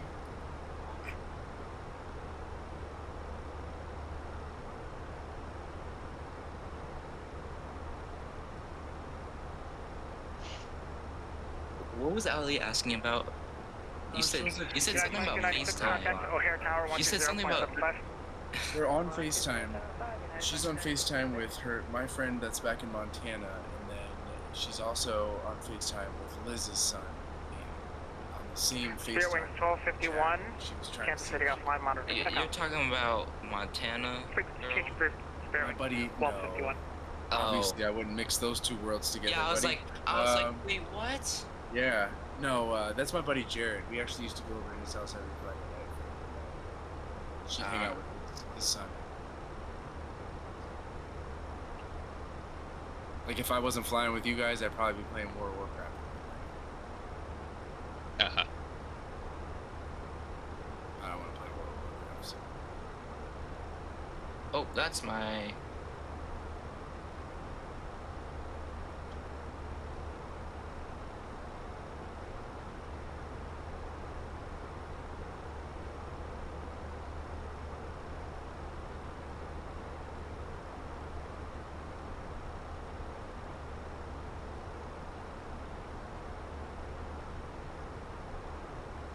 Air Canada 505, maintain 210 knots, turn left heading 180.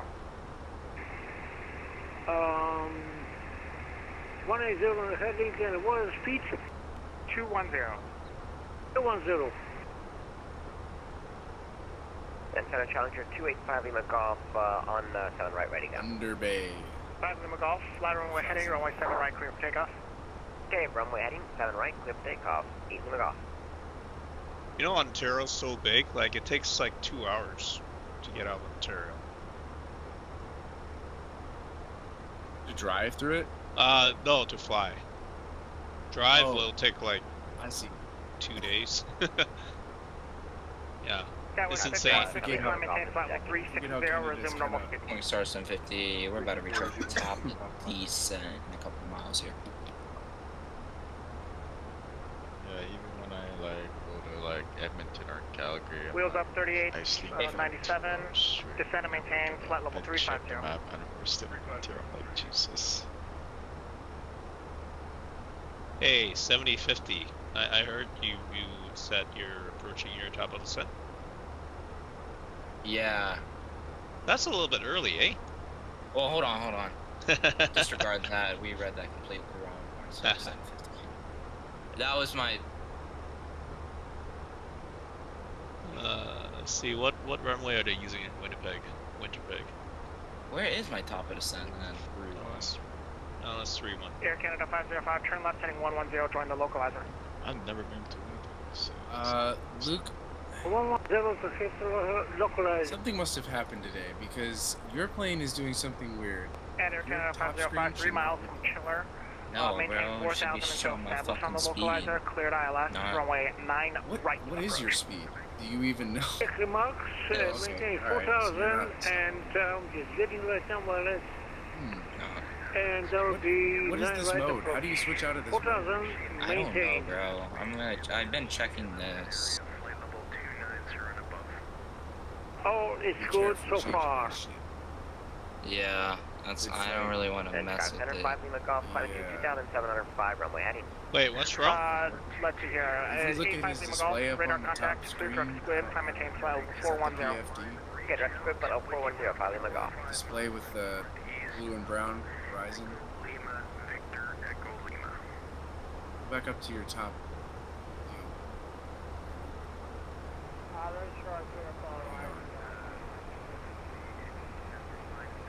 Southwest 396. His parents might be talking to him too.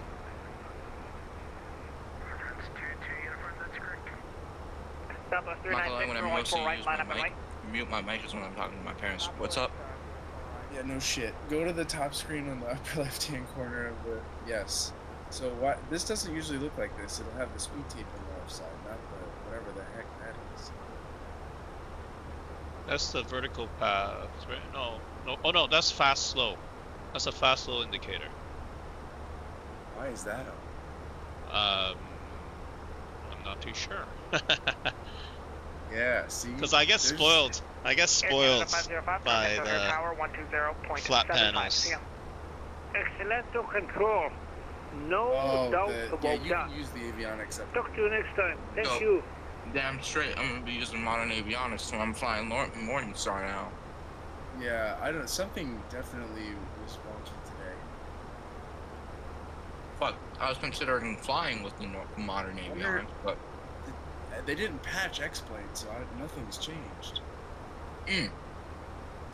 My plane is not updated. Weird. Wink, wink. Oh, that doesn't matter. So I already see something that's wrong with the sim. So you see in your CDU there. So you don't have you don't have the star or approach in there yet, correct? No, I have a star, but it's. Oh, you have a star? A small star. It's a small star. There's not that many restrictions. But I see your CDU. It only has like Govit and NORAC. Where's the rest of it? It's basically. Well, I don't know what runway I'm landing, and the arrival is literally two waypoints. Wheels up 397. Well, so on in the rear airplane, right? In the rear airplane with two waypoints like that, you should not get a top of descent because it doesn't know where to go. VNAV path doesn't know where you want it to go. So that's completely unrealistic. Oh, and then another pro tip. Always select an approach first before you select a star. If you don't follow that order, then it messes up the box. So I saw the ATIS. They're advertising ILS 31. American 2069. Chicago Center. You are out of my airspace. Minneapolis offline. Change to advise. Oh, just straight in. That shit. All right, thank you very much for your approved for American 2069. Did you just call that Winnipeg? Yeah, that's what we call it. Okay, all right. 120.75. So, wait, another pro tip. So, before you execute, right, go to the legs first. We call it a free look. And then sequence it? Yeah, you want to make sure you have what you want before you hit execute. Southwest 396, Chicago Center, radar contact, clear to direct PQ, climb maintain 13,000. Cool. So you see, yeah, that's much more realistic now, the top of descent. But so, if it didn't show you the top of descent, you would basically just have to do the math. Your descent page, like your VNAV descent page, would be blank because it doesn't have a target to go to, and yeah, you would. So what we normally do is we just pick any point, right? Even if it's like say the destination airfields, right? We'll just put like 210 knots, 3000, just something for the VNAV to look at, and then we refine it as we go along. You know, when we figure out what the approach is. That's pretty slick. 210 and 3000. Yeah, that's basically. Yeah, just something. Yeah, just a target, right? Otherwise, it doesn't know. It doesn't know where you want it to go, and it won't have a top of descent. Oh my god, this is. See, this is just the real world shit that you will never know. Yeah. Because how are you gonna know if you're not a fucking 757 or 76 pilot? 75 pilots. Yeah, I think. Yeah, like I can't fly. Like all my sims are all study level because I can't fly anything else, anything less, because I'll just be like getting frustrated and like, no, this is not how it works. Like, do you like PMDG? Oh yeah, they're the best actually. They're way better than anything else. I'm not sure. Yeah, I look forward to that. It looks promising, but you don't really know until you get your hands on it. Did you go to the expo? I didn't. 505, if you're here, this is here at Chicago Center. You're clear to land. I am probably going to MSP. Wheels up 3897 to maintain flight level 240. 240 for wheels up 38. Can you crash? No. Air American 1578 Minneapolis offline monitor. Unicom. Over to Unicom 1578. C-Giub. Yeah, the expo was pretty cool this year. I'm glad I was able to be a part of it. It was my first one. That's cool. But I hope you can go there next year, Luke. Show. Yeah. You definitely got to do that. It's in Minneapolis.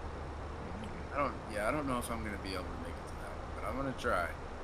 Depends on how busy it is during that time next year.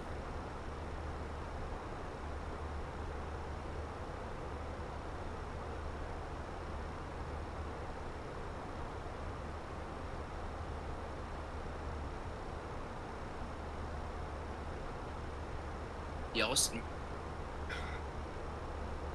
hold on. I'm curious to see how this goes for you, Luke. 'Cause it must be a full moon or something. I don't get this.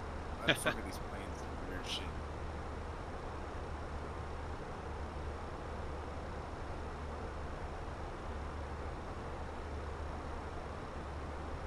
Maybe it's just the Morningstar livery. Well, actually, I was flying cargo jet.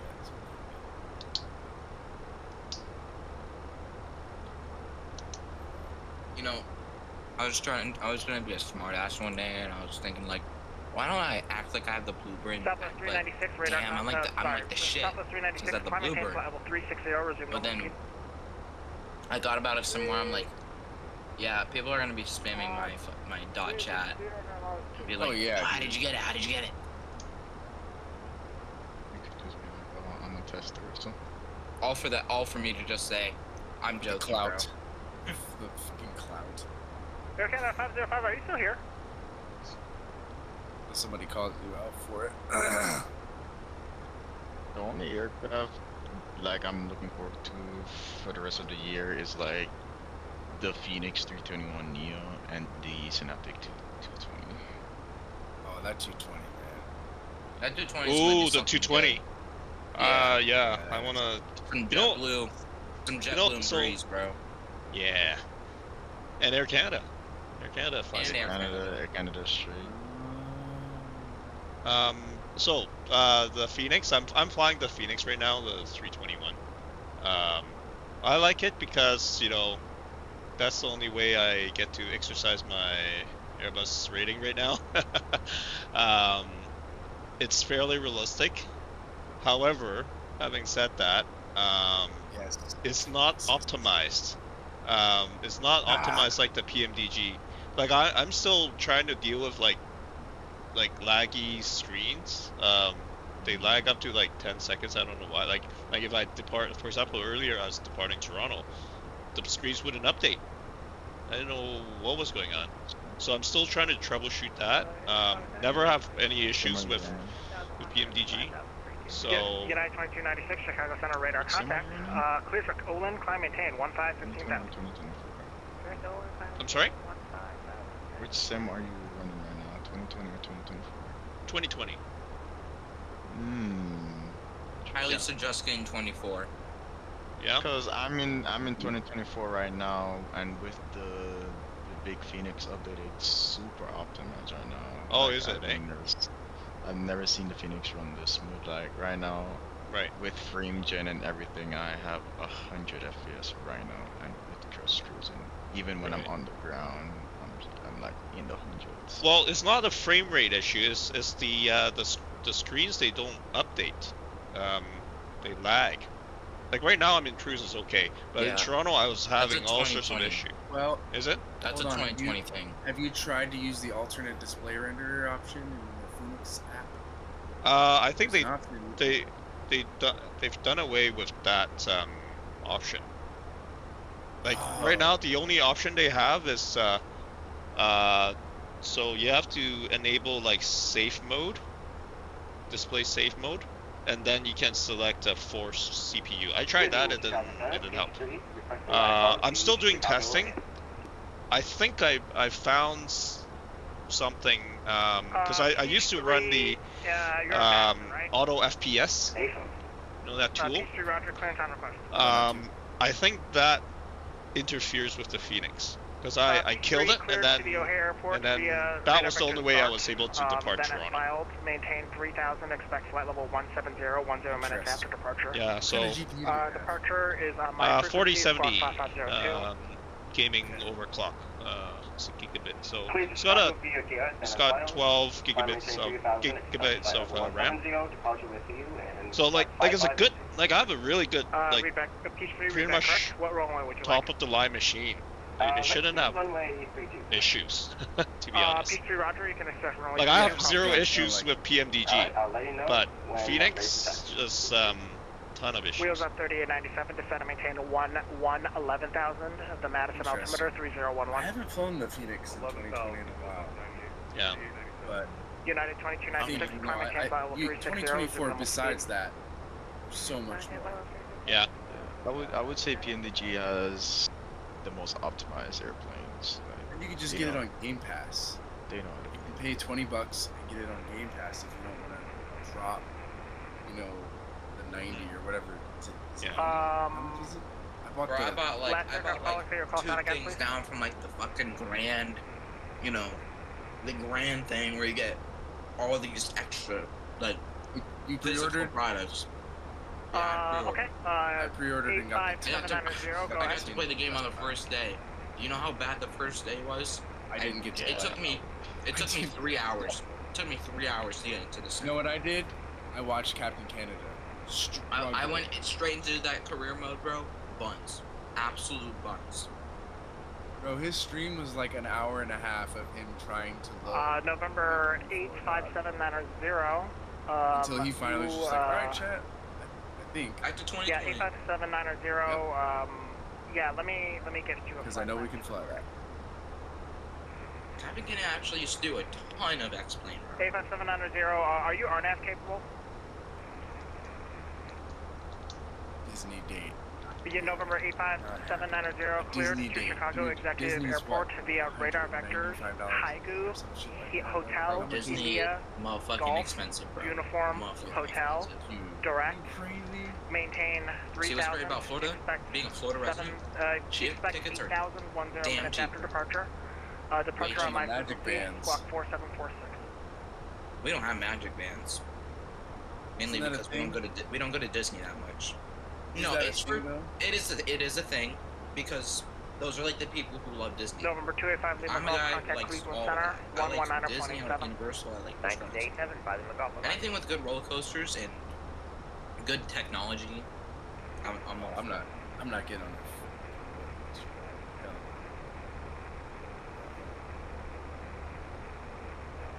I've watched too many ride malfunction videos to ride those ones. I'm scared. Well, I will say, if you go to Disney, go to Epcot because the Guardians of the Galaxy ride is not only fun, ready for taxi and, but it's billions worth of dollars for that ride.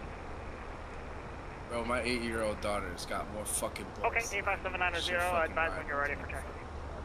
Dude, you can't be a bitch, bro. You gotta ride these roller coasters, bro. Bro, I've had a bad, I'm talking about a bad, you know what I'm saying, that I was walking around a carnival one time, bro, and I like got Let's go with 5150 Kansas City offline monitor, Unicom. So bro, just think about this. You've been in a plane before, roller coasters should not even be close to as bad, bro. Not only have I been on a plane, I've flown into Denver. Slapping. Yeah, I've flown into Denver on the CRJ 200 during some of the shittiest winter months when it is super fucking turbulent. I'm talking like you're jumping up and down like they do on the videos. Freak out. There's just not enough people awake to do that shit on the flights that I took at like 5 a.m. But man, that shit it makes you want to pull that fucking bag out of the goddamn seat. That shit is scary. Well, to be honest, roller coaster is it's not even that scary. It's just the temptation. Dude, the thermals in Florida, I fly in a Charlie, but I fly in a Delta that's inside of Charlie. So I can't go above 1200 until I'm out of the Charlie. So we're taking off, right? I'm probably at 1,090 feet, right? I'm about to get out of the Charlie. All of a sudden, I hit this huge thermal. Keep in mind, we're still trying to climb.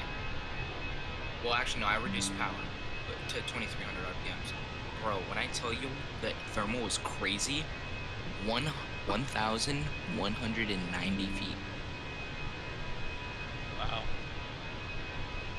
That's amazing. I was 10 feet off from busting the Charlie.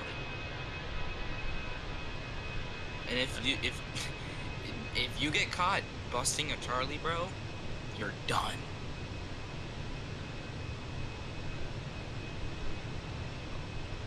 Well, let me rephrase that. It's not as bad as busting the Bravo. Remember that pilot that was arguing with the controller in Las Vegas? No. Oh man, that is so bad. He was like saying, yeah, but I've been talking to you for the past 15 minutes. Are you fucking kidding and then she's like, get out of my Bravo. I never cleared you. But I've been talking to you for the past 15 minutes. That is like so bad. What do we go to? Went to 2.8? Yep. Frick. Winnipeg got off. Oh no. I was trying to figure out what was going on. Were you guys reacting to what Sonny was saying, or I was so confused? No. I was confused too. What is going on here? But like, wait, Winnipeg's gone? Yeah, they're gone. Really? It's on Vassim radar still active. Wheels up 3897. They approach West Madison. I'm showing wind 140 at 5. Yeah, there it goes. Speaking of it, when you're flying, right, Sonny, is there ever been a time where you're actually in Unicom?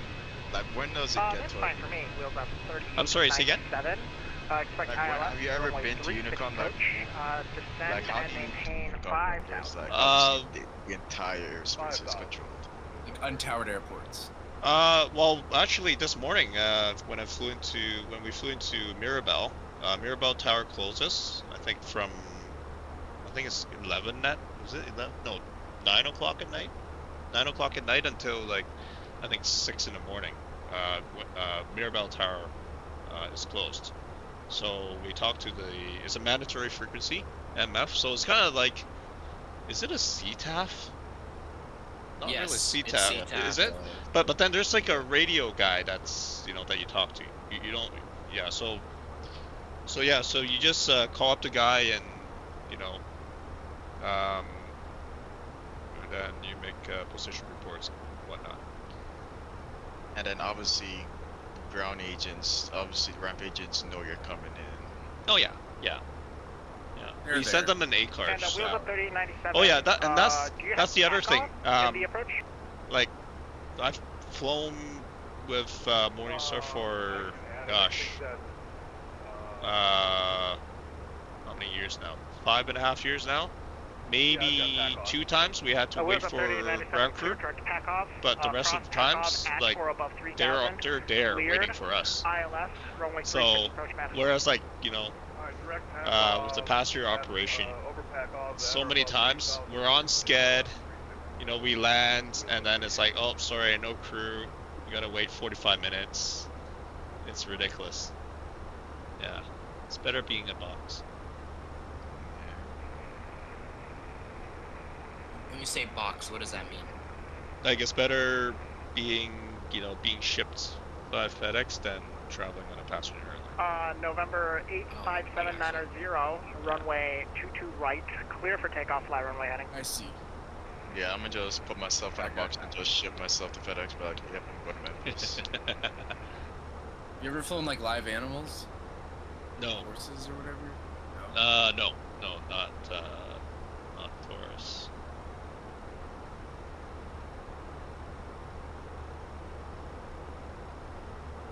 Alright, you're a pilot. You have to smash it at least a few times, right? Yeah, I was gonna ask, are your landings like what are your sometimes landings a little like? rough?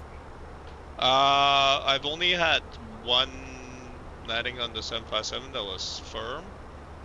One landing on the RJ that was firm. But yeah. Firm as in like a crash.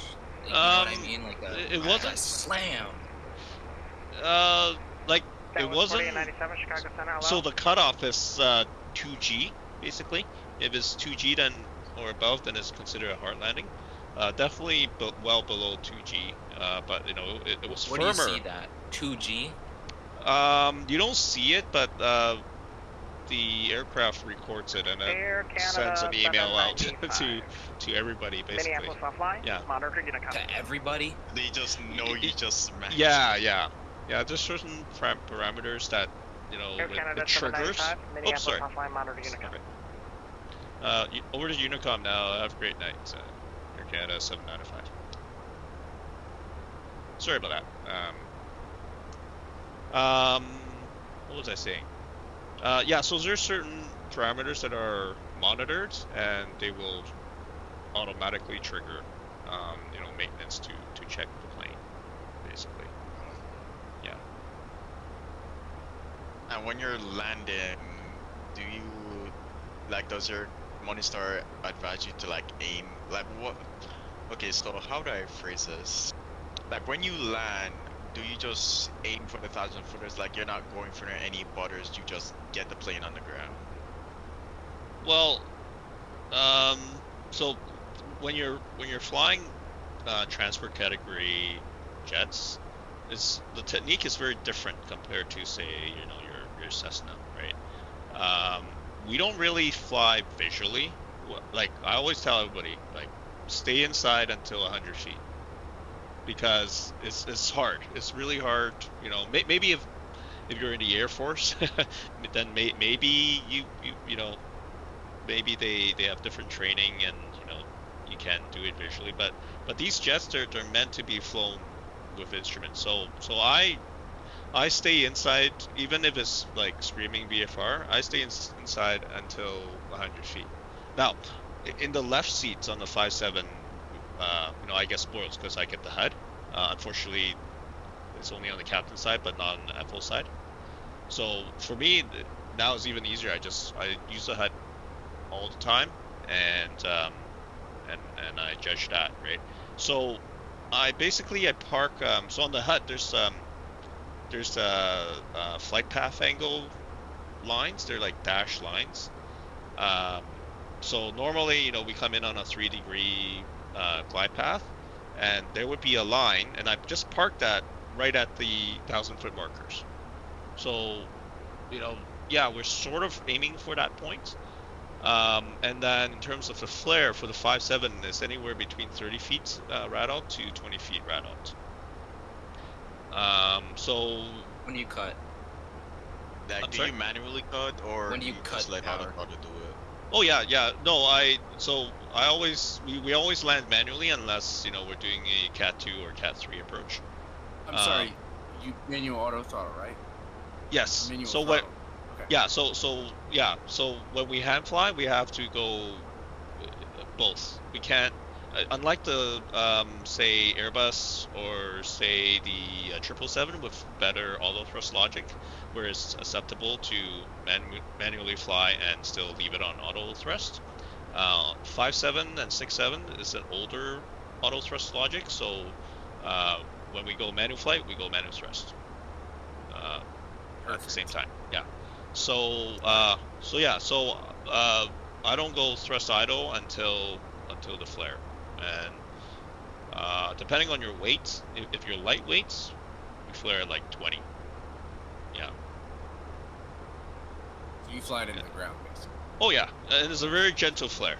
Yeah, very, very gentle flare. I realize with more Boeing aircrafts, they're you really don't need to put as much flare into it. It's the same for Airbus as well too. It's really the same. But with to be honest, I like flying Boeing more than Airbus because it's more hands-on when you're flying. I fly the Max 8 from iFly. Yeah. So let's say I'm on an ILS into Toronto, I take it over at 1,000 feet. Yep. And I just hand fly it down, trim it, do a perfect trim, get it trimmed out, and for me, I flare at 30, and depending if I'm on an ILS, I just let auto throttle do it, or if I just take auto throttles and just ease it back at 30 and just hold it, and I usually get the butters. Yeah, 30 is a little bit high actually for that. Even for the max? Yeah, yeah. Like somewhere between 30 and 20. It's a very gentle flare, and we don't aim for butter landings. Yeah, I always go for the 1,000 feet. Yeah, I was about to ask. You guys are more focused on center line and where you touch down. Yeah, we don't, because what we don't want is excessive float. So we just landed basically. Yeah, but you can touch down softer. Basically, you catch that. It's all by feel, right? You'll get to the point where you develop a feel for the plane, and you know the energy, whether you're high on energy or low on energy or just right, and yeah, yeah, it's not hard actually. It's pretty easy. You just get used to it. When I fly the 7.5, usually, well, until recently, I've started to butter. Of course, that's no correlation. I don't know if it flies even close to, I guess it's more of a question. Does the Flight Factor 7.5 on final, does it, have any similarity? Because it feels like a fat bitch when you're touching this shit. I haven't flown the Flight Factor much, to be honest. I only used it for practice, because I try flying it, and it's like, oh, this is all over the place. This is not a real airplane at all. So I can't speak for the Flight Factor. But say the BMDG, both the NG and the 777, it's just like the real airplane. Even though I've never flown an NG or a triple, compared to the 5.7, I use the exact same technique, and my landings are consistent. Yeah. Do you use a landing calculator? What do you mean? How do you mean? Landing rate monitor. No, I don't. For me, my landings in the 777 are kind of inconsistent because I still haven't mastered the flare yet. I just need to. I always forget that when you're on final, your nose is already facing up, so you just need to gentle flare and just let it touch down. Yeah, it's a very gentle flare. Same as in real life. It's you don't touch down for with more than 5 degrees nose up. 5 degrees nose up is already excessive nose up. It's more so if you're coming down on the 3 degree glide path, right? And let's say you're ref +5, right? Just standard, no additives for guests, right?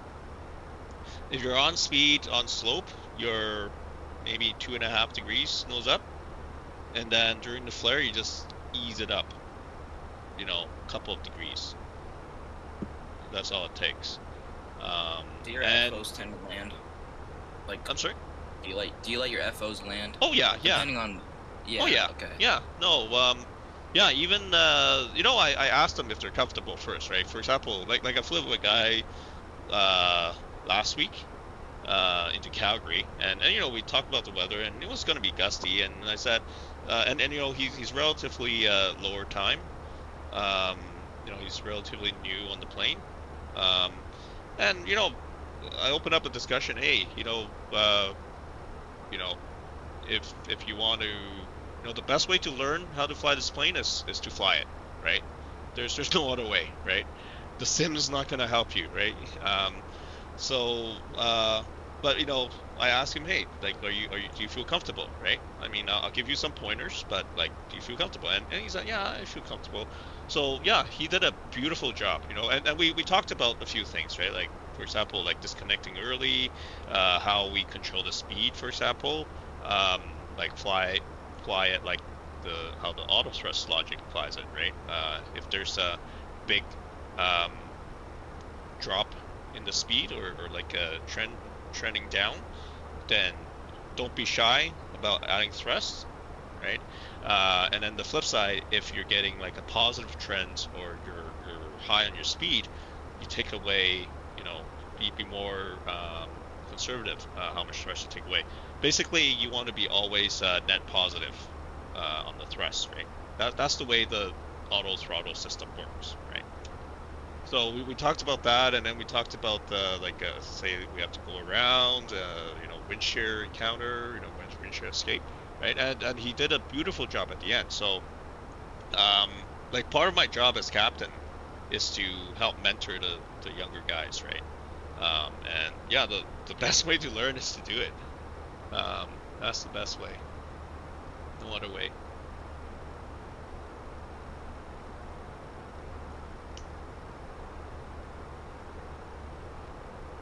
But yeah, like in terms of like landing, say like the 777, the PMDG, like I know it's kind of bad like relying on the radalt. It's usually like pretty reliable. It usually doesn't break. And if it doesn't give you the call, right, then the PM would call out the radals, because we heavily, I think everybody does it. We heavily rely on that radals. So you listen to it, right? Like so it goes minimums, and then 100, and then 50, 30, 20, 10, right? And basically, when you hear the 50, you listen to how quick it counts down. If it counts down quick, then you know that you're sinking, right? Yeah, you listen, and you develop a feel, right? After a while, like the pace, where it should happen, and yeah, and basically, I would say the triple, you would listen to the 30 call. That's when you start easing back on the controls. Maybe check back and then ease it back. Yeah. So unless you're flying the 747, that's different. They flare at 50 because they're so high up, right? But that's a different animal. But yeah, you listen to radals, like the rate, Yeah. On the 57, it's a much lower flare height, because like normally, a lot of times we're quite light. So you know how the radalt says 20, right? It sounds different, right? It goes like 100, 50, 30, and then it goes 20, right? It's almost like it's getting your attention. It's like, oh wait, it's 20. Like you should do something different now. So that's the way I kind of interpret it. Like when it's louder, it's telling you like 20. All right, time to flare. Like exactly. Flare the plane. Exactly. Yeah. I don't know if that's why they do that. I'm not too sure, but it works well with the 57. Yeah. But obviously, 777, 67, much heavier plane, bigger plane, then you have to flare a little bit higher than that. Yeah. With that 5. We don't have 5. Yeah, our radalt doesn't have 5. Does it have 10? I can't remember now. That's another thing with flight factor. There is a 5. There's a 5? I guess, I think it's a operator option. So maybe there's a 757s out there that have the 5 call. I mean, I know there's Airbus that has the 5 call. So I think it's customizable. Yeah. Like for example, we don't have the 2500, right? 2500. We don't have that on the 57. Really? We don't have that. Yeah. Other planes do. I think the RJ has it. So yeah, it's the operator option. Let me ask, how do you guys get your nav data updated? Is it like through the computer? Like, walk me through that. So maintenance does it, and they use floppies. They have like a disk reader. I think it's on the plane actually, and they just put in the floppy disk, the 3.5 mm. You know what I'm talking about? Wait. Oh yeah. Okay. Sorry. So give me it's one. Just like a little hard drive, or? It's those floppy disks here. Here, give me 1 sec. I just need to check in with Minnie. I guess I should mute myself. Sorry, give me 1 second. Let's see. Minneapolis Center, good evening. Is Air Canada 795, flight level 320. Air Canada 795 Minneapolis Center, ident. Oh yeah, Luke, you're descending. I'm about to start my 10%. Yeah, I'm actually gonna have to get the weather now.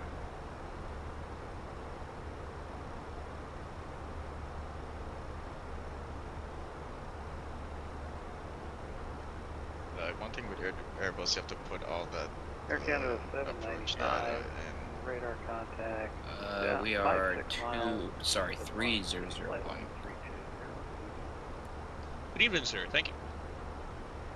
.com 16 Minneapolis Center, radar contact. Thank you. All right, I'm back.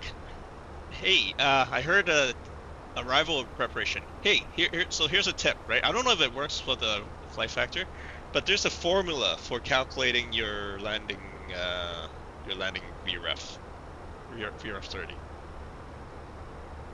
Do you have to do that yourselves, or do you get something that? No, so normally what we do is we put in the we calculate our landing weights. So we take our serve fuel weights, and then plus our arrival fuel from the progress page of the CDU. We add those up, and that becomes your landing weights, right? And then we just put it into approach ref, line select the one left. Oh no, this is on the FMC. No, in the FMC, you just put it in, and then they'll Now, however, right, that's Which prone one? to error. Approach? No, just in it. No, just init ref. Yeah, it defaults to when you're airborne. The init ref defaults to approach ref page. Oh yeah, here we go. Yeah, and then you just put in 133. But you have to change the weight, right? Because the gross weight right now, that's your current weight. Yeah. So you calculate your landing weight, and then you put it in, and then it'll temporarily change the speeds on the right hand side to reflect your projected landing weight. Make sense? Yeah. Yeah. Now, however, I always do my own math because there could be errors, right? We could make a error. So so the formula is, let's see here. Minneapolis Center, Delta 2993, 350, so tuning by itself. Delta 2993, Minneapolis Center. Oh, you didn't know it puts it there for you? No, did not even know that. You've never set your approach ref. So I'm gonna type out the formula. Center discretion 230 on DP Delta 2993. No, I have not put my speed, Travis. I just kind of set it. Cause here's the thing, I could set it on the auto throttle within a minute.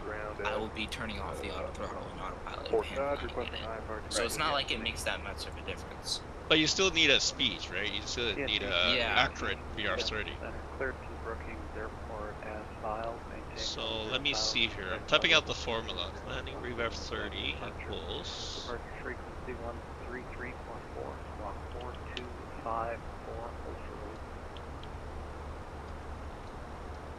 Created booking, dash file, 10,000 feet, will select flight level 220 after 10, departure 13314, 4254, and the Mach 2 will hold for HTV 28.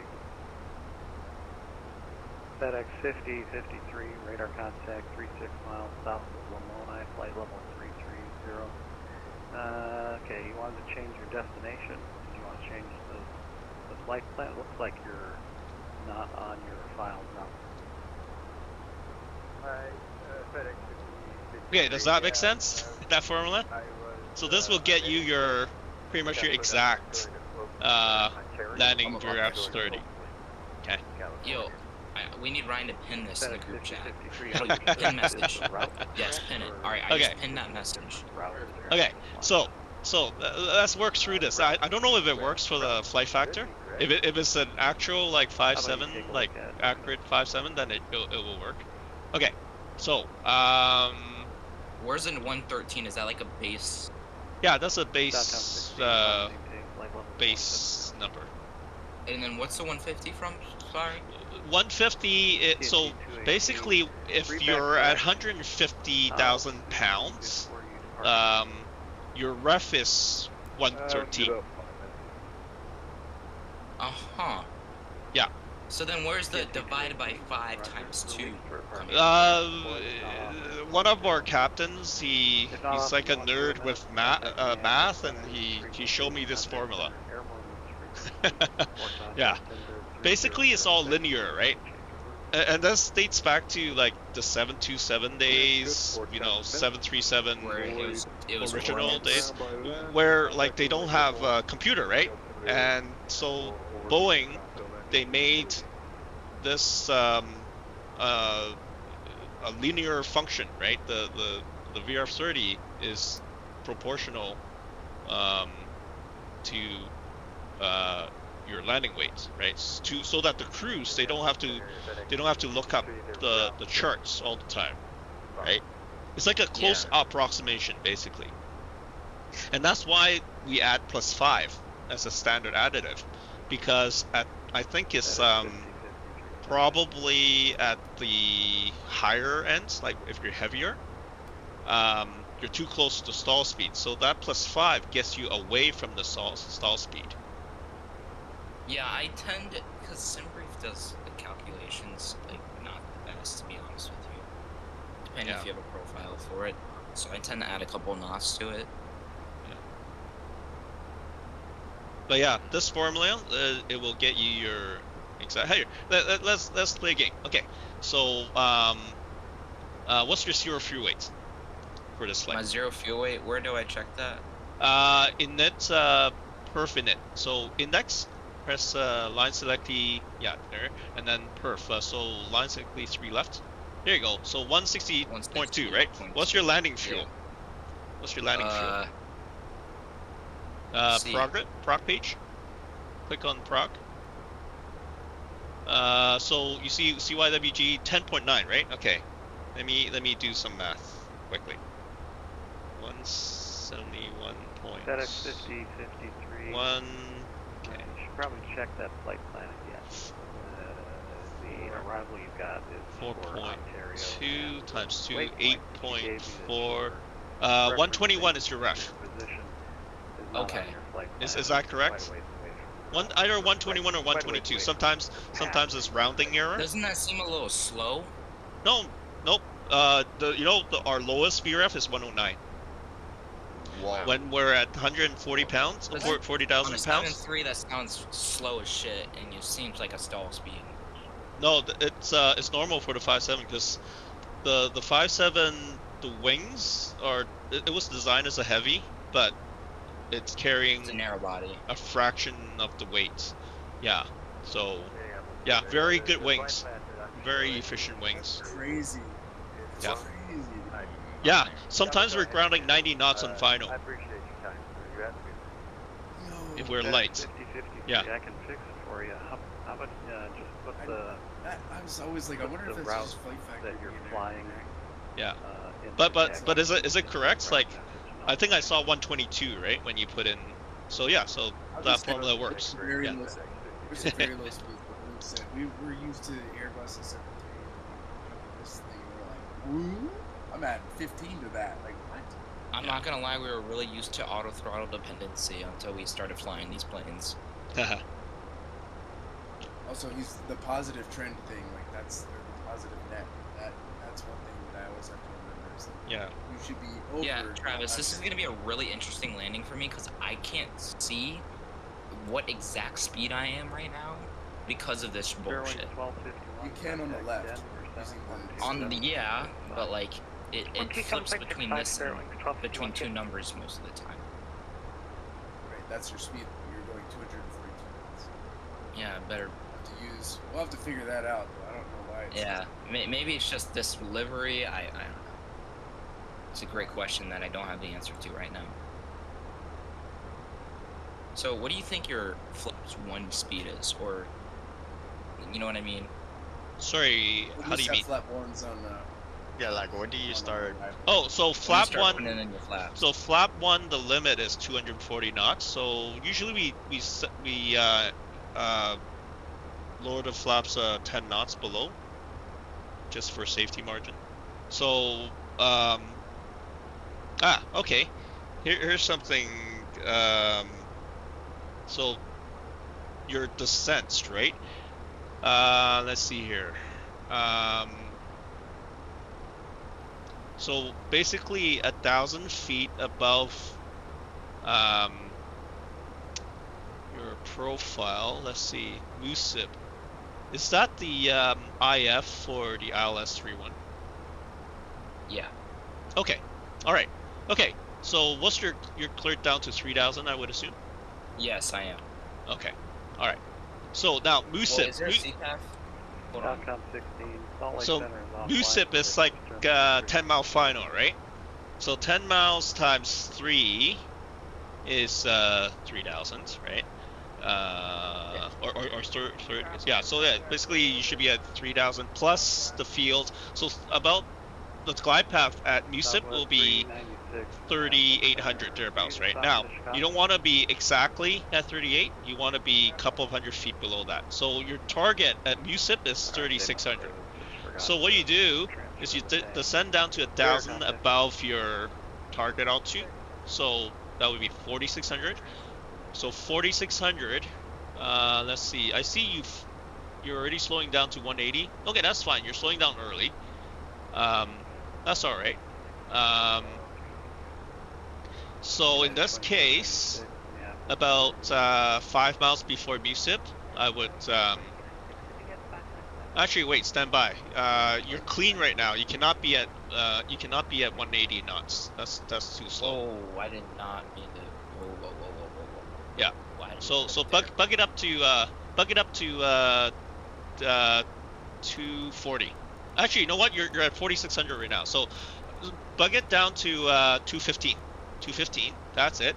And then extend flaps on schedule. So let it figure out what it wants to do. Once you're at 230, go flaps 1. And then the flaps limit for flaps 5 is like 100 and can't remember. I think it's 210. 30 Delta 2993. Flaps 1. Yeah, flaps 1. Yeah. And then so now dial the speed back. Dial the speed back to just above the flaps 5 speed. So dial it down to say 190. 190 is a good number. And then wait for it. Wait for your. Wait until you're. You said flaps 5. Yeah. So yeah, below 210. So around 200. Go flaps 5. Actually, I need a. No, you don't have to slow down. You don't have to go down. Oh, I don't. You're still good. You're still good. Yeah, you still got a couple of hundred feet. Yeah, you can arm approach now. So wait, what about a localizer? Approach arms both localizer and glide slope. Yeah. Okay.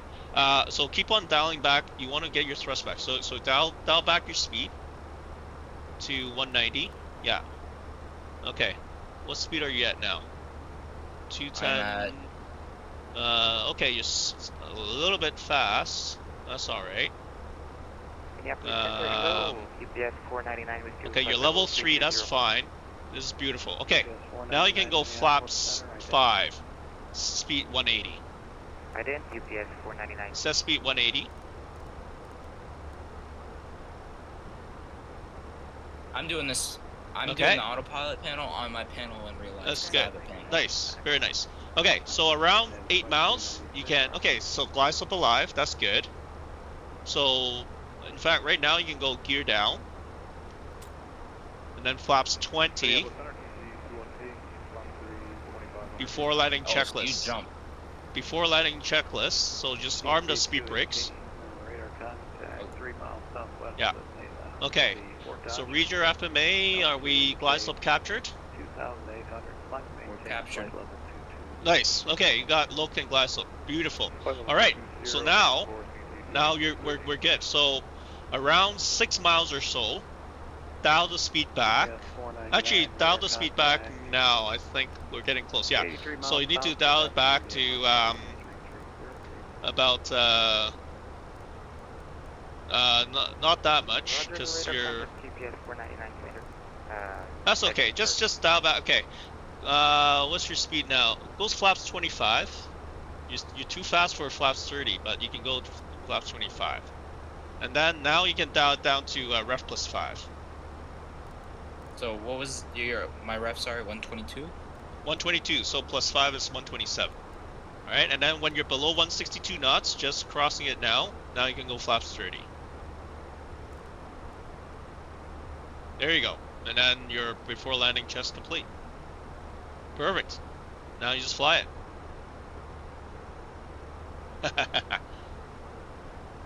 Wow, dude.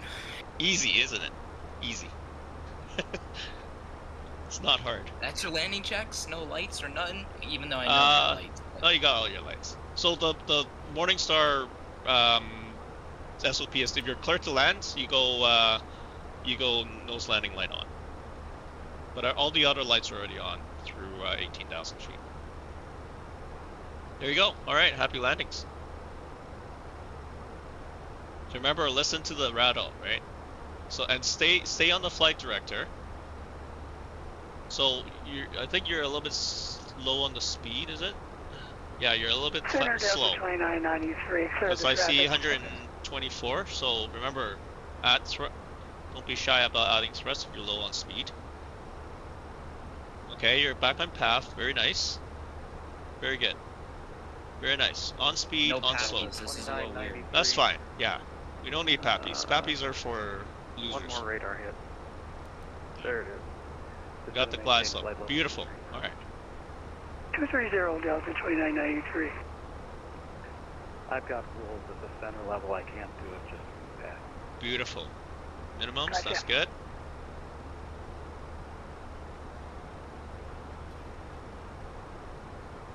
Okay. You're looking good. Don't chase it. Gentle flare. Just hold it. Hold it. Thrust idle. Beautiful. Look at that. See? That's how you get it done. Alright. Speed breaks up. Reversers normal. And Morningstar, the FedEx ramp is at the end of runway 3. No, actually, no. Sorry, it's the. Is it the end? Yeah. Runway 31. No, it's behind you. Okay, so just convenient, right? Let me check my. Yeah, it's behind. We park on apron 5. Rolling, yeah, just if you're not rolling, they yell at you. Yeah. No worries. It's all good. It's all good. Beautiful. That's beautiful. Okay, so don't do any checks until you're off the runway. That's a hard rule. No checks until you're off. So I think is that Papa? I think that's Papa, right? Let me open up the chart. Winnipeg. 1,000, so I'm gonna take it over because I like to hand fly a bit. Yeah, that was good. That was good. Okay, yeah. So yeah, Papa. Yeah. So here, I'll be your ATC. How about that? All right, Morningstar. Are you 7050? Yep. Okay, Morningstar 7050. Welcome to Winnipeg. Okay, taxi Papa, cross runway 36, Foxtrot, Hotel, and apron 5. Alright, Papa, cross 36, Foxtrot, Hotel to the ramp for Morningstar 750. Apron. Good day. Just watch the sign. I'm about to cut this. It's awesome, man. Hey, I really appreciate it. No, man. Because I never went through like real procedure in the 7.5, so that's something that I've never done before. Well, I'm here to help. We're here to learn. Yeah. So No, that was good. I mean, that was a really good approach to landing. 2993, Kansas City. Yeah, Ryan will definitely enjoy your company, bro. Dr. Change Bruce, thank you, sir. Have a good one. Delta 2993. Air Canada 795. I'm sure he's got a lot of questions. I'm surprised he's not even in this call right now. He's usually around by now. I don't know what's going on. Wait, Ryan is the jazz pilot? No. The jazz pilot isn't in here. Oh, okay. You know, because his regional schedule is crazy. So right. Air Canada 795. He's got like 3 leg days. Just depending on how much flying he's doing. 127.65 or great night. Air Canada 795. Sorry about that. All good. Got full ATC to LAX. Alright, I gotta check in with Denver quickly. Denver Center, good evening, is Air Canada 795, flight level 320. Air Canada 795, Denver Center, welcome. American 3162, you got traffic at your 12 o'clock to 3 miles. Okay, I'm done with ATC for now. Sorry, you were saying something? A319, there are 1,000 people on flight level 360, break Delta 7257. Where is the gate? Is at the end of Taxaway Hotel. Okay, so you just crossed 36 on Papa. So to your right, gentle right turn for Foxtrot. That's Foxtrot. Yeah. So keep going Foxtrot. You'll see Kilo, and then after Kilo, your next right is Hotel. It's like a 45-degree turn. To the right. Oh, yeah, okay. Yeah, you know, Winnipeg, it's very tricky because there's lots of like turns, even if you're on the same taxiway. So it's very tricky. Have you flown into like JFK before? No, I haven't. United 28. What's like the American ops that have you done American? Oh yeah. I've so when I was with Air Canada Express, we flew all over the place, like Raleigh, Durham, Minneapolis, Charlotte, Detroit, Nashville, Memphis, all over the place. Wow. Do you guys do single-engine taxis? We do. Usually not for departure, but usually for arrival. So now, here's another pro tip. So for engine cool down, is 2 minutes after selecting idle reverse or less.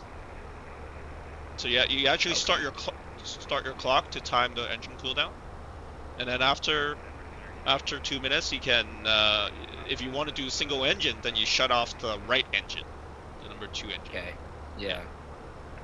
American 31. And then you just taxi on that one throttle. Exactly. 11 at 12 o'clock to 0 miles with a 747 below US. Like, does it take a while for you to learn your company's SOP? Not really. No, our SOPs are very simple. Just be careful. I think you have a turn coming up for hotel. Right. Yeah. Have you gotten deviated before because of like a wrong turn? Yes, I have.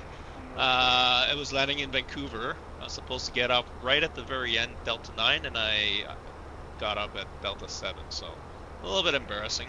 But yeah.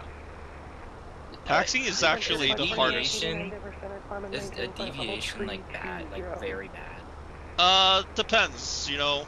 Obviously you don't want to make mistakes. Yeah. Like that time when I got off on Delta 7 instead of Delta 9, the controller was cool with it, you know. We didn't cause a problem, so nothing really happened, but yeah, you do want to keep it to a minimum. For sure.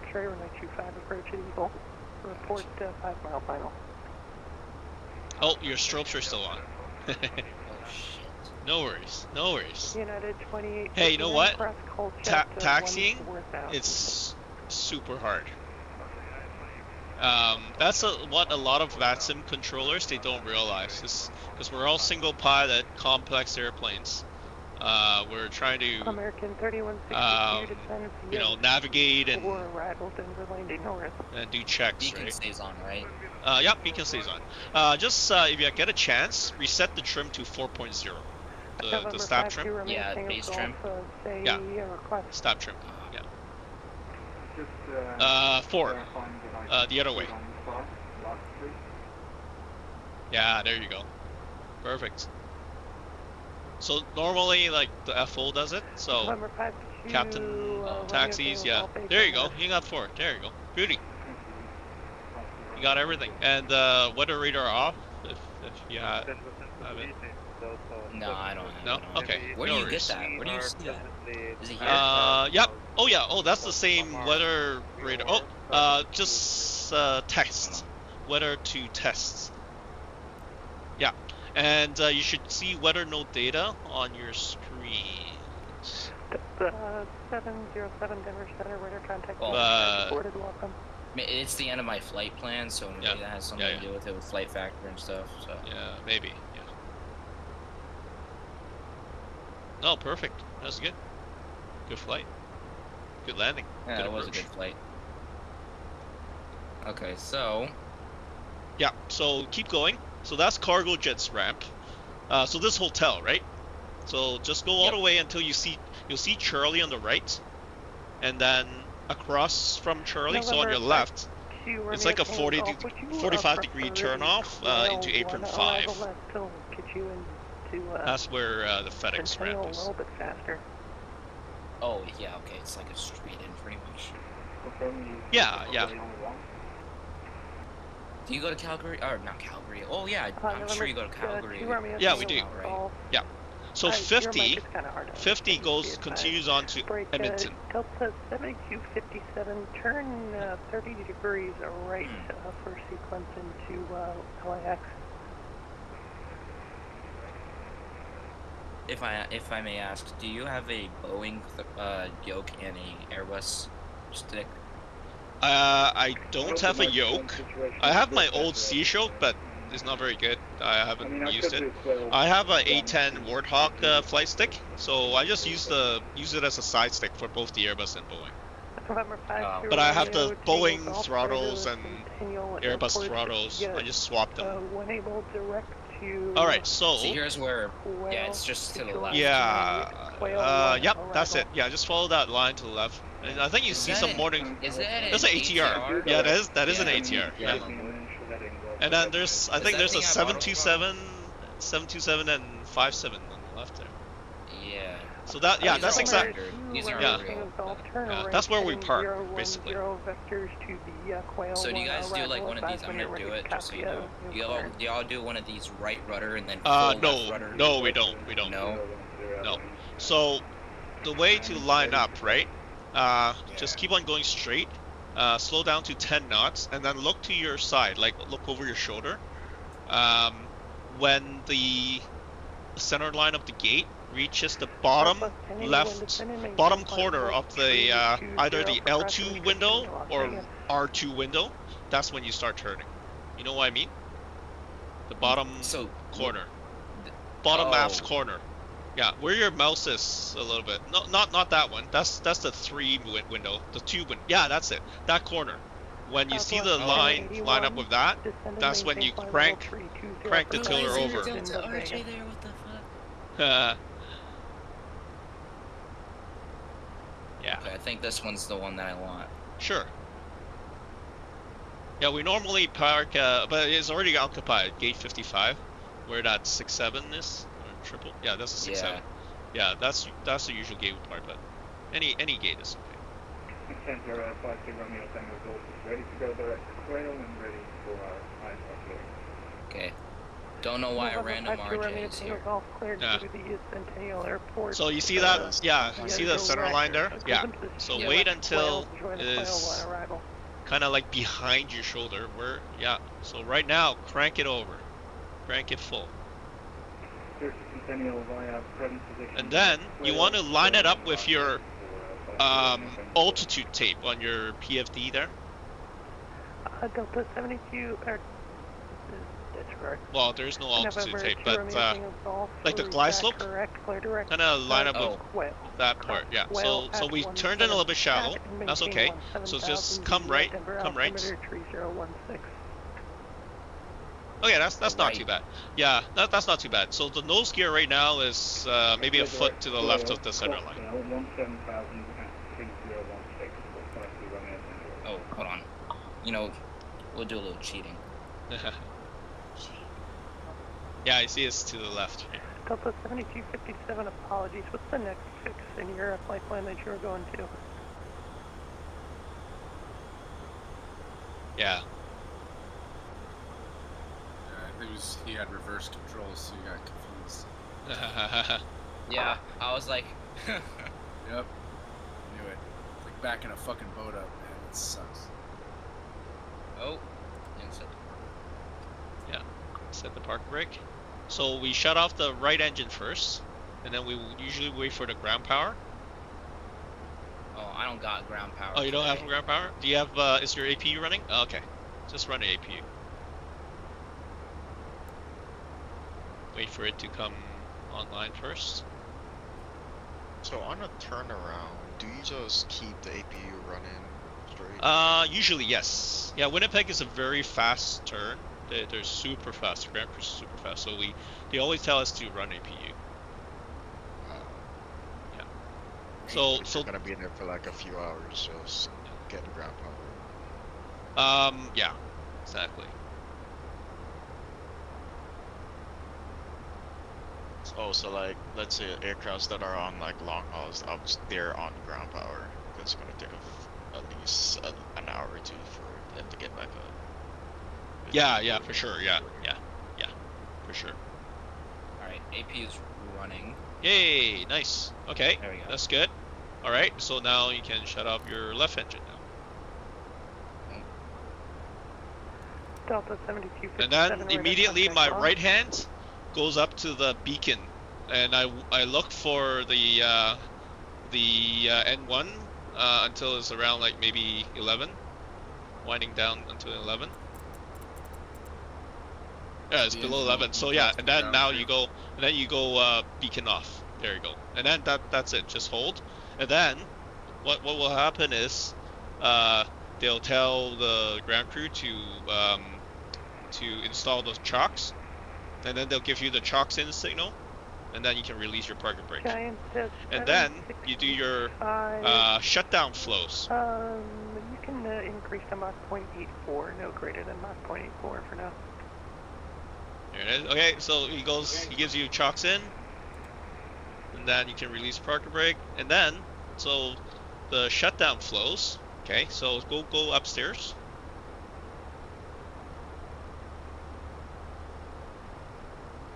Go upstairs to the overhead. Go walk through the shutdown flows. All right.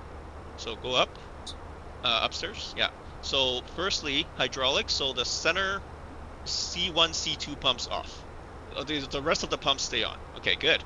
Now go over to the fuel pumps.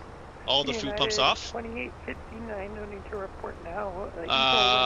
Packs off. Runway 25, clear to land. Okay, now, are we terminating or are we continuing on? Terminating. Terminating? Okay, so then we go up to window heat. Window heat off. All four of them off. Emergency lights off. That's it. Perfect. Nice. Go down to your MCP. Okay. Both flight directors off. Oh, I have to do this on my actual panel. No worries. No worries. Yeah. No worries. Good. Now go down. Okay, you already have the stat page open. That's fine. And then you double check the thrust levers are idle. Make sure the fuel control switches are cut off. Good. And then you go to your CDU progress page. Proc page. Yeah. Southwest 1081 contact Los Angeles. Oh, where's the GPS? Oh, okay, it's in the wrong place. That's why. So prop page. Hit the prop key. Interesting. What the hell? I don't think it works. Hello, good looking. What is cooking? Okay, never mind. Okay, so we checked for the RU drift, right? Pretend we check that. So go back upstairs to your RUs, and then so from left to right, okay, you go to off, right? So disarm, doors, cross check. So all three of them off. And then now you and the FO gets up, go back to the back, and disarm the doors and cross check. Winnipeg is on the left hand side, so the L1 door open. Okay, pretend we open that, and then you come back, and then you do the before, sorry, not the before, the shutdown checklist. Just verify you've done everything. And that's it. That's the shutdown flows. Simple, what if you right? want to turn off the entire airplane like cold and dark? Okay, so now the reason why we leave the hydraulics, like especially the right hand electric pump, is because that's where that gives them the ability to operate the cargo door, right? So cold and dark, so turn off both hydraulic pumps. Left to right? Not the engine. No, that's the engine. It's the electric. That's it. Yeah. Good. I shouldn't beep like that. In the real airplane doesn't do that. Anyways. Hacks are off. That's fine. Wing lights off. I suppose logo light off. We really don't go cold and dark because maintenance does it for us. But yeah, position light off. Hello? Maintenance does it for you? What? Yeah, we just, we know. So you realistically you need ground power because you need to shut down the APU, right? Because if you shut down APU right now, it will just go dark, right? So let's do it from the tablet. Yeah, there you go, GPU. Alright, so go back upstairs, check the avail lights. We got the avail light, you see external power, so push it. Push, yeah. Not the APU. No, not the APU. Sorry. So yeah, so the external power, push it. That transfer it to, there you go.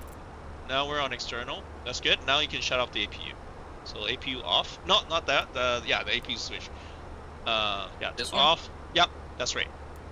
So does the APU gen always stay on? on? No, it always, so the logic of the 5.7 and 6.7 is systems are arms for automatic operation.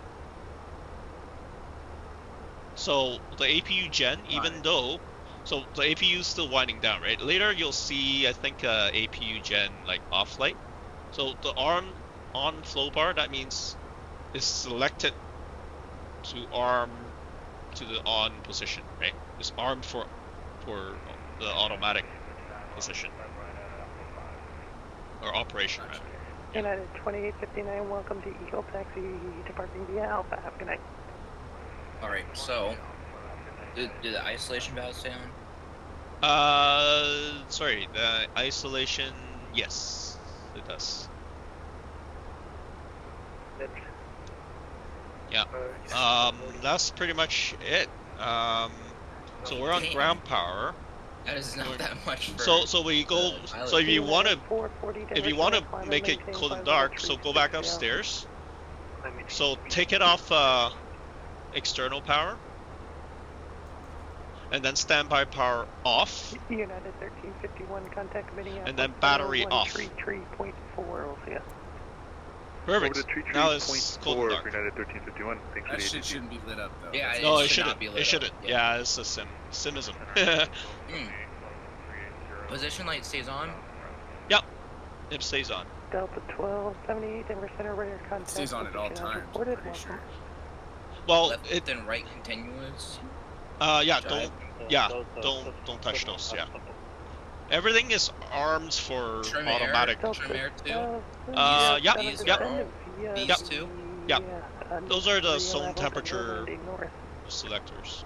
Yeah, everything just leave it in the arm. The altitude, the cabin crew. No, only for the next flight. Yeah. So if captain's flying, auto 1. If FO's flying, auto 2. Oh, gotcha. Yeah, but this is for the next flight. This is for the next crew. We're done. Damn, bro. That's not even that much of a shutdown, because like procedure. No, it's. Is that across every airlines? Like, you keep stuff on, and then have maintenance do the rest for you? Yes. Yeah. Yeah, because maintenance receives the airplane once we arrive. Yeah, because like, I see pilots start up the plane cold and dark, but I don't see them just leave the aircraft pretty much on for the maintenance to deal with. Yeah, that's pretty normal practice. Yeah. Okay. It's quite normal. Perfect. So when you're getting your flight plan and that's how does maintenance or your dispatcher just goes into the aircraft? And Yo, can you show me a floppy disk and how they do it? Sorry. Oh, the floppy disk. Stand by. I'll try to find something. Hang on. I just need to request a step climb first. Give me 1 second. Oh, I forgot he's still flying. Let's see here. Yeah, Toronto Taylor is like 6 hours, 5 hours. Yeah, 5:15 block. Denver's fairway 1251. We're back in the turn direct Yamaha. Yo, Travis, look at this takeoff in the MD. 1251. What's the next flight? That's a great question. I'm down for one more. I might switch to 2024 and do some private jet. Center, good evening. It's Air Canada 795. Request climb to level 340.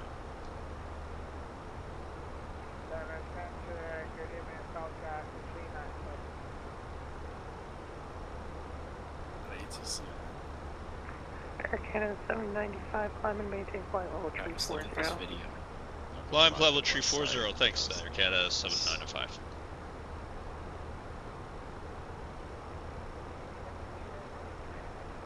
All right, thrust climb. Look at this roll. 2296 Denver Center, welcome. Look how bad it gets just within his takeoff. Southwest 396 He doesn't have any Denver lights Center, on. welcome. Where's his runway? Why does he have the HUD on? On takeoff, bro? Alright, let's figure out Oh, the this next is just the ouch, bro. 10 o'clock. Who flies from this? Who flies from this angle? That's his default angle? There's so much stuff wrong with that. Alright, next flight, what were we thinking? You already landed? Bro, remember I was behind you on final? Oh shit, I didn't even realize. I was gonna watch the landing. Oh, you're sharing, right? Oops. Was that the what aircraft line was that? Yeah, 440. Damn, you caught up to me pretty quickly then. 440. I mean, you did take off like maybe 2 planes or something like that after me, so. I mean, yeah, what is the next one? I'm really down for whatever. Seems like the west side. The west side is looking nice. Seems like the west side. Denver Center, yeah, 2644, flight level 12 for 230. Sure, I mean, could I just end my week off like now and just switch over going? 380. It's your call. Because my max 8 is crying for me right now. You haven't flown that in a long time. For real. Yeah. I want to do some PJ, some private jet. Contact Los Angeles Center 126.5. Bro, when's the last time you flown your PJ, dog? Never. After that huge take up at Palm Springs, Travis was there, I never touched it again. Yeah, that was weird. I got a shower and pack for my trip when we're in cruise. Where are you Not going? my trip. For my hockey tournament. Oh, nice. Where are you going for that? Tampa. Tampa, Florida. Nice. Wow, it's already hockey season. Yeah. That's kind of depressing, actually, because I'm still not done with summer yet. What? Dude, it is. Oh, it yeah, is we've been school looking time, down bro. here, bro. Well, I know. Canadians go back a little later, so it makes sense. I know it's school time, but I'm not done with summer. I still want warm weather. Yeah. Yeah, I'm just embracing as a lot of warm as we can. The winter comes and it kicks us off. Not ready for de-ice season yet. Oh my god. It gets pretty cold up there. I'm telling you, Toronto de-icing, oh my god. You're like Toronto's the best in terms of de-icing. We have the best system. How does de-icing work? Do you go to like a specific, do you taxi to a specific spot? And then It depends. get like the It depends on the airport. So Toronto is very organized. We have a centralized de-icing facility, CDF. Other airports, they're not as organized. Like I'm sure, like obviously Florida doesn't have de-icing pads. Yeah, it's a little bit messy. Like say for example, Vancouver, right? Vancouver, maybe like 2 days in the winter they'll need to de-ice, and it's a mess whenever they have to de-ice. Nobody knows what they're doing. Yeah, like I'm sure regional pilots are like, what the hell am I doing? Yeah, because I remember when I flew into Edmonton, I saw Air Canada 320 getting de-iced. He was short of the runway, runway 12. Yeah, DF1 at Papa. He just got de-iced there, and then he got clearance to take off. Yeah, it's Wait, pretty so close do they to the runway. spray? Is it like a truck that sprays this shit? Yeah, it's the truck that sprays, and it's like don't you turn on anti-ice like immediately though? No. So if we're going for de-ice, firstly we don't configure the flaps, and also like we do turn on the packs, but for during the de-ice we turn off the packs and the bleeds so that the de-ice fluid doesn't get into the system. And after de-ice we wait I think it's like 1 minute before we turn on the bleeds and packs. Have you ever done a packs off, bleeds off, takeoff? I have, yeah. Not on the 57, but on the Airbus and CRJ I've done it. 2644, Roger. So you did fly Airbus? I did, yeah. For who? For 2 years. HK Express. In Hong Kong. So, in Hong Kong? Yeah. A Southwest 396 Sagan. That's pretty cool. Yeah. I remember A Southwest 396, climb and maintain flight level 380. 9th grade for the week that we had Pearson, and he showed us the de-icing fluid. There was like 3 kinds, but I only remember the classic green one. Yeah, so there's we use a 2-step de-icing process. So first is the orange glycol, and it's applied hot. It melts the ice and gets all the contaminants off, and then we apply the anti-icing, which is the green fluid. The green is type 4. That's usually the fluid that we use in North America. Like I'm not aware of anywhere in North America where you can get like type 3. I've never seen type 3 or type 2 fluid. So it's like type 1 and type 4. Giant 765, contact the Los Angeles Center 126.52.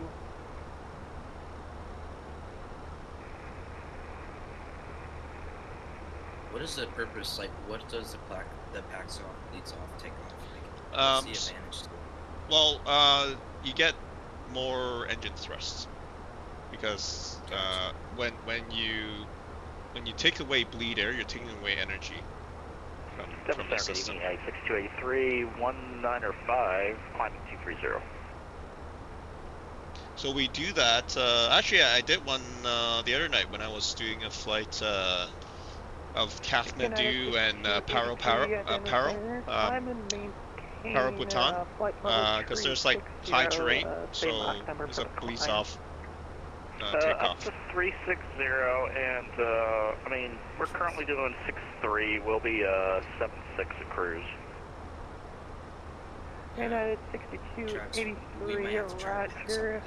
If you could, Mach .74 done that in the for now, CRJ. and for once you get to maybe the PMDG 73. Yep, Mach .74, United 6383. That's not United 2644. We're back. We're gonna change our Mach to .78 for cruise. United 2644, Roger. Break United 26. Correction, United 6283, Mach .76 for cruise. Fine now. Anyway, okay, we'll do our normal Mach .76 cruise, United 6383. Thank you. There's a sound preview. I don't know if you've seen that on YouTube. On the Bluebird YouTube? Oh, yeah. Yes. It's old now, but it's really fucking good. Find it. I'm gonna try to find it right now. Gotcha. Here's the official review trailer. I don't know why they're not putting modern avionics in though. They will, actually. They will. And they'll put a HUD as well. Ooh. But no EFIS. This video was 11 months ago.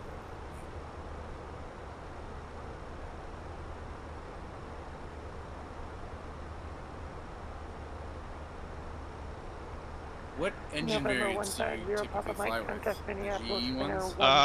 No, Rolls-Royce. Yeah, so FedEx has so FedEx has both Rolls-Royce and Pratt's, but Morningstar only has Rolls-Royce. Alright, thought it was us. We're going 133.4 for 155 miles. Good night.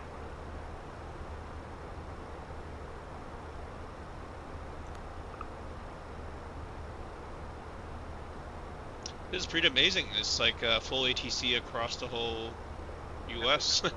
for our flight, at least. I wonder if they're just doing it because it's a holiday weekend. Well, it is for us anyway. Probably, yeah. I think it is a holiday down in the U.S. as well, too, right? Yeah, it's Labor Day. Labor Day. 707, contact for approach 120.35. Sorry about that. 120.35.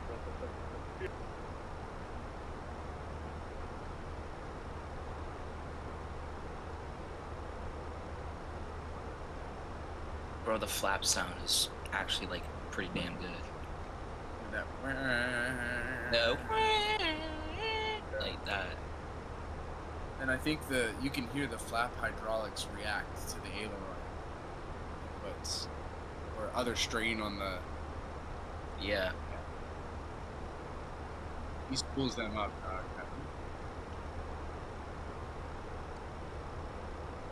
Way better.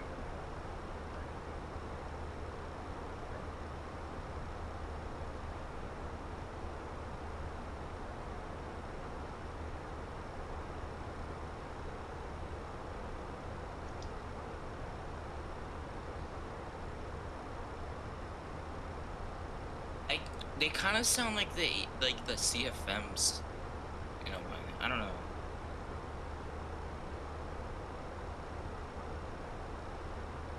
Are these the Rolls-Royce? I don't know what variant they're at. I mean, he's flying a United livery, and I think United operates the Rolls-Royces. My question is these flight attendant sounds gonna be a part of the thing? Oh, I'm sure. If it's anything like the CRJ. Hey, dude, you know what they should do? Is they should put like an intercom system in, so like you can actually like try to be like, you know, do an intercom. Like a Airbus, PA? The Phoenix does. You know, that's what I like about the Phoenix. You know, the ground operations and, you know, the flight attendant actually calls up and say, you know, cabin secure, you know. That's all very realistic. I like that part.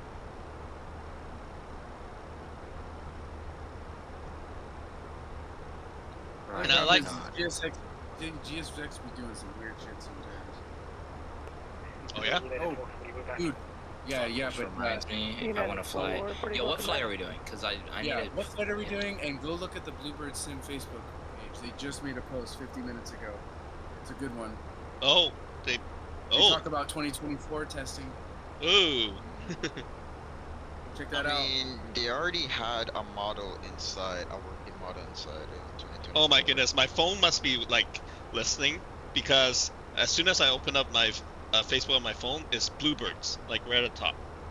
Bluebird Sim. That's what it did for mine. Yeah, it knows what we want. Oh yeah, United. Oh, there's screenshots. See, we wanted to do a quick Yo, send update. a screenshot. Go to Facebook and look up their page. I don't have Facebook, dude. Okay, I'll send a screenshot. I have like a Facebook account, but like. I'll send a screenshot. Bye. Do a quick update, and several people have recently been asking us for some news since the expo. A lot of progress has been made, but until I don't want to break my own rule of not making any more release predictions. What I will say is that we are planning just 2 more video updates on our YouTube channel before the release of this book. The first of 2 will come in Q4 this year. We will go over more systems in depth, such as pneumatics, FMS, landing gear, ice and rain, oxygen, doors, and others. I will say that the pneumatic system is absolutely amazing and goes to a new level of detail. The listed features of pneumatics in one of the green shots. LNAV and VNAV is about 70% complete. In total, progression very nicely. Other systems like doors and oxygen systems have also been simulated to a very high level. So far we have 153 working circuit breakers and counting on our way to over 200 by the release. But again, we will go more in depth on the systems in the video updates. We've also begun some more testing in FS 2024. In fact, all of the FS screenshots are so these are in 2024, all these screenshots. It's a compatible version, not a native version. Yeah, just compatible. Which is fine. Everything that we're flying right now is compatible, quote unquote. Whoa, Phoenix. It's only $80 US, and you're entitled to the 757-200, 300, RR, and PW. Yo, for both 2020 and 2024. Sorry? On. What is that widget? What is that widget on the top of your screen? What is that app? I need that Flight Radar. Flight Radar what? So what I do, I follow a flight, and then it automatically, I have an iPhone, so it automatically creates the live events. Yeah. Yeah, I have the pill. I have the 15. Yeah, you just have to download the Flight Radar app and then track a flight, and then it'll automatically do that. That's the live activity. Yeah. Live activity. That's pretty cool. Yeah. If you fly on like Delta or anything like that, it does the same thing. Yeah, no, I have that. Yeah. Yeah. So you're just you did your flight in time with the actual departure of That's the correct. Actual real... Yes, I'm like a hardcore. I'm a hardcore like nerd. Like, I only try to do like scheduled flights, and I try to depart like right at the scheduled time. So, yeah. Have you ever been inside the 300 variant of the 75? No, I haven't. Only the 200. Is it? How different is it? It's longer. A little bit heavier, I would assume. But it would be. I guess you have to watch out for tail strike. It's, the longer fuselage. But yeah, I would imagine the flare is kind of even more slight. Well, the 300 is weird. Like, if you look at the pictures, it seems to be longer on the nose part than like a longer tail. So I think the tail, I don't know the exact dimensions, but I don't think the tail is much longer than the 200. But yeah, I don't think it's that much different, to be honest. Are you LNAV VNAVing pretty much the entire time? Oh yeah, all the time. Okay. Unless like if we're getting given a heading, then we go flitch, because your VNAV. Yeah. Because you go to flitch as well. You don't stay in VNAV if you're in heading, because your VNAV doesn't help you anymore. Yeah, but other than that. Oh, you do flight level change. Yeah. But once you're back on LNAV, you can go back to VNAV. Correct. Yeah. Oh, well, that's something new. Now, okay, I never knew that. So for the climb, even if we're on heading, we still stay on VNAV. But for descent, as soon as they give us a vector heading, then we go flitch. Does the flight level change still? Because bro, sometimes these glitched and messed up developed planes. I don't know if this is in real life, but the vertical descent goes like 6,000 feet per minute. I'm like, oh yeah, that is not real. That is not. It does that. The real plane does that. We. Why does it go 6,000 feet per minute on a flight level change? Because it's.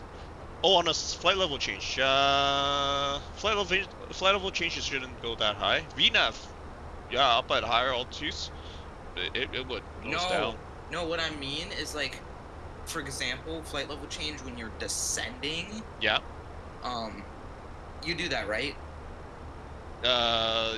If we're on a heading, but usually it's like lower altitude. Yeah. We so don't if do you're it at up high high. altitude and they vector you, do you still stay at VNAV? No, we go to flitch, but no, it doesn't dive down like that. Like VNAV can dive down to 5,000-6,000 feet per minute. That's normal, but flitch shouldn't do that. Unless like what's your airspeed though? Is it high airspeed? So okay. Again, I don't know. This is just like. So here's the concept, right? So we all know what VNAV is. It follows the thrust idle descent path. Roughly up at high altitudes is like maybe 4 degrees. And then lower altitudes it's like 3 degrees, right? Down to your airport, right? Your destination airport. So that's the VNAV, right? Flitch, basically, it flies to speed. And you fly the vertical speed using the thrust. So basically, think of it as flying the speed for you. So if you have a higher airspeed, well, she's gonna nose over, right? She's gonna push the nose down to give you that airspeed. So it would depend on what airspeed you have. If you have like 330 knots, then yeah, you will get 6,000 feet per minute descent, right? But if you have a lower airspeed, right, say 300 knots or maybe even slower, 250, let's say, right, then the descent rate will be different. Does that make sense? So it's all dependent on speed. Yeah, it's all depending on your speed. And of course, your flight thrust setting as well, right?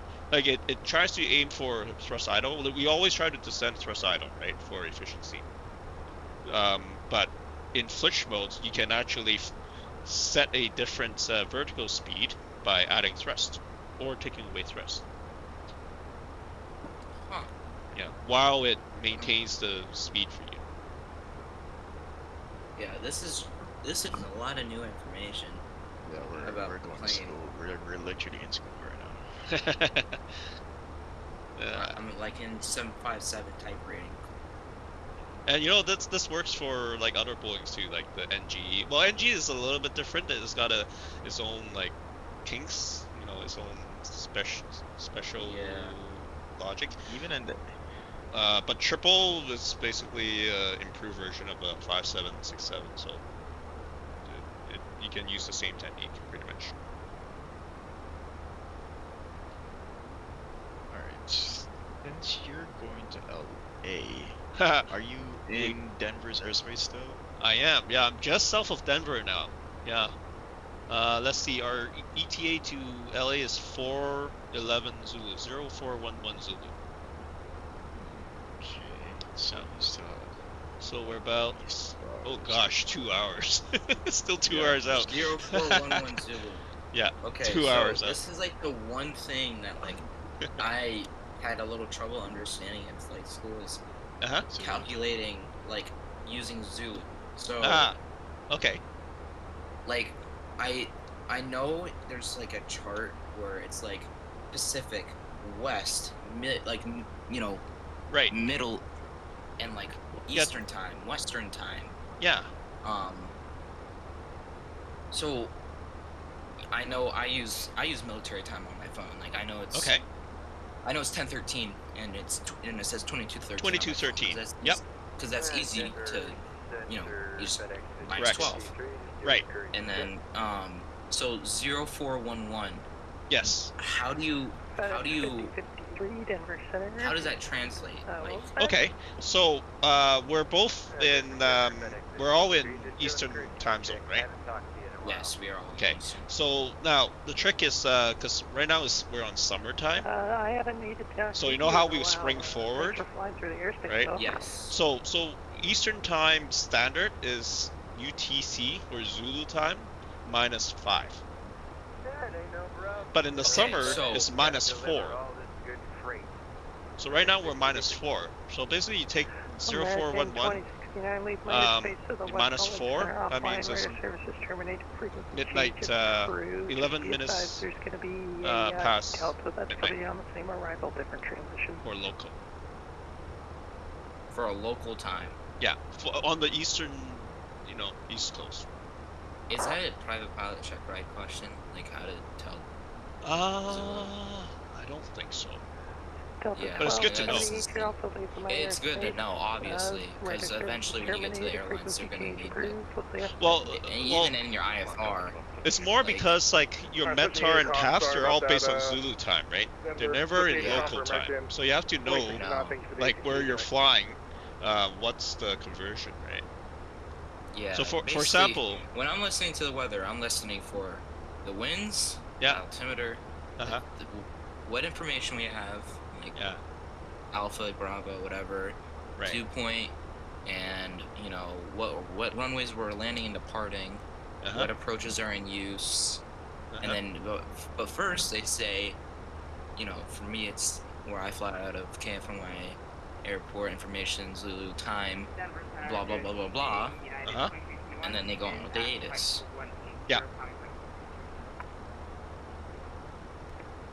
United 2221. Yeah. Oh yeah. How do you request your things, like locally or through your ACARS? We still use voice. Do you do old school way? All over the radio. We don't have PDC. Do you make your FO do it? Oh yeah. So the standard is FO does it. Okay. Yeah, but like, what if he's like arriving a little late? Like, do you guys? I'm sure there's times where you guys will arrive a little late, and you're like, all right, we got to get going. Nope, we arrive at the same time, 90 minutes before the flight in the office, in the dispatch office, and then we have to be at the plane 1 hour before departure. Gotcha. So then you get time pre-flight. Yeah. You walk around. Yeah. What do you? Okay, so like, let's say you miss something in the walk around. Is there anything, and I mean anything, that saves you in case something happens? To be honest, a big jet like this, there's really very little that you can see. It's more general, like, is the gear in the right? Is the gear looking fine? Is the nose, like, what are you checking for in your walk around? And seriously, what is the flight, boys? Oh my god. So no fluid leaks. I'm literally searching right now. No leaks. Make sure the tires are okay. Make sure. Are you doing a walk around?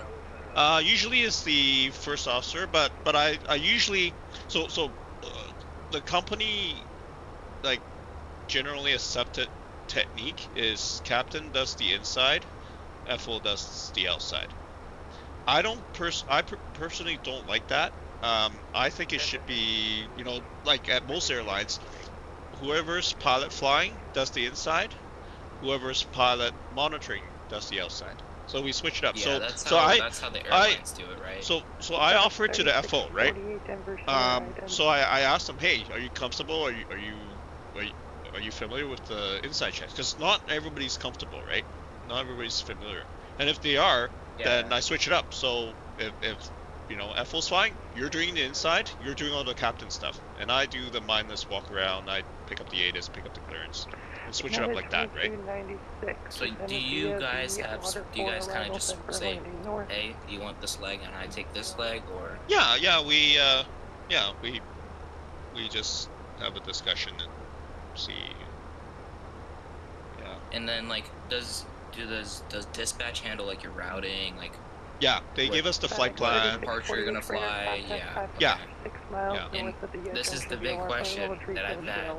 Do you manually put in your flight plan? Like, yes, we do. Every single waypoint. Okay. Yes, we do. Yes. Yeah. Yeah. Jesus, how long does that take? How long does that take? Not long, because we don't go really far. Our longest flight is Toronto to Vancouver, and this is really not that much. I think that's the longest flight from Minnesota, right? That is the longest flight. Yeah, that is correct. Yeah.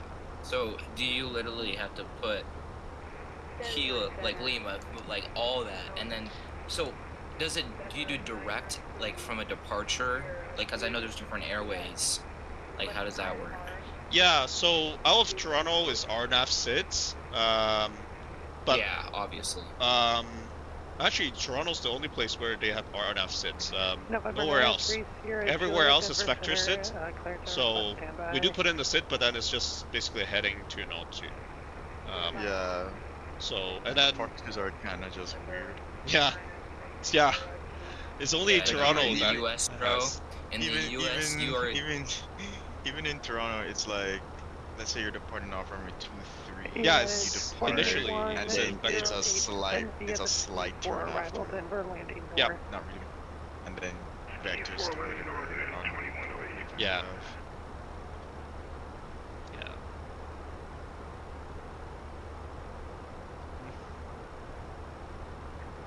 Yeah. In America, it is literally, when I say right off the real departure, you're heading straight towards a waypoint. Yep. Oh yeah, RNAV. You have to read. Yeah, RNAV Docker, right? Something. Yeah, RNAV Docker. Clear takeoff, runway 25 right or something like that. Of LAX. Yeah, exactly. Yeah. Yeah. November 9. Yeah, I like that. Actually, no, Newark, you're actually getting vector. Yeah, Newark is a different animal. Yeah. Yeah. Like same with LaGuardia and all that, because those airports, I don't know why they would put so many airports that close together. I know, eh? Isn't that yeah, like insanity? LaGuardia, Newark, JFK, Long Island, New Jersey. Yeah. Just think about that, bro. Like, sometimes I understand why your controllers are so pissed off some of us. I heard they have like they have interesting. They have good humor, and especially I heard LaGuardia ground is like LaGuardia has a great humor. I like the New Yorker accent. Yeah. And then the Boston, you got the Boston accent. Boston Center. Yeah. And then you have the Canadians who say, instead of sorry, they say sorry. I heard that's like a common Canadian.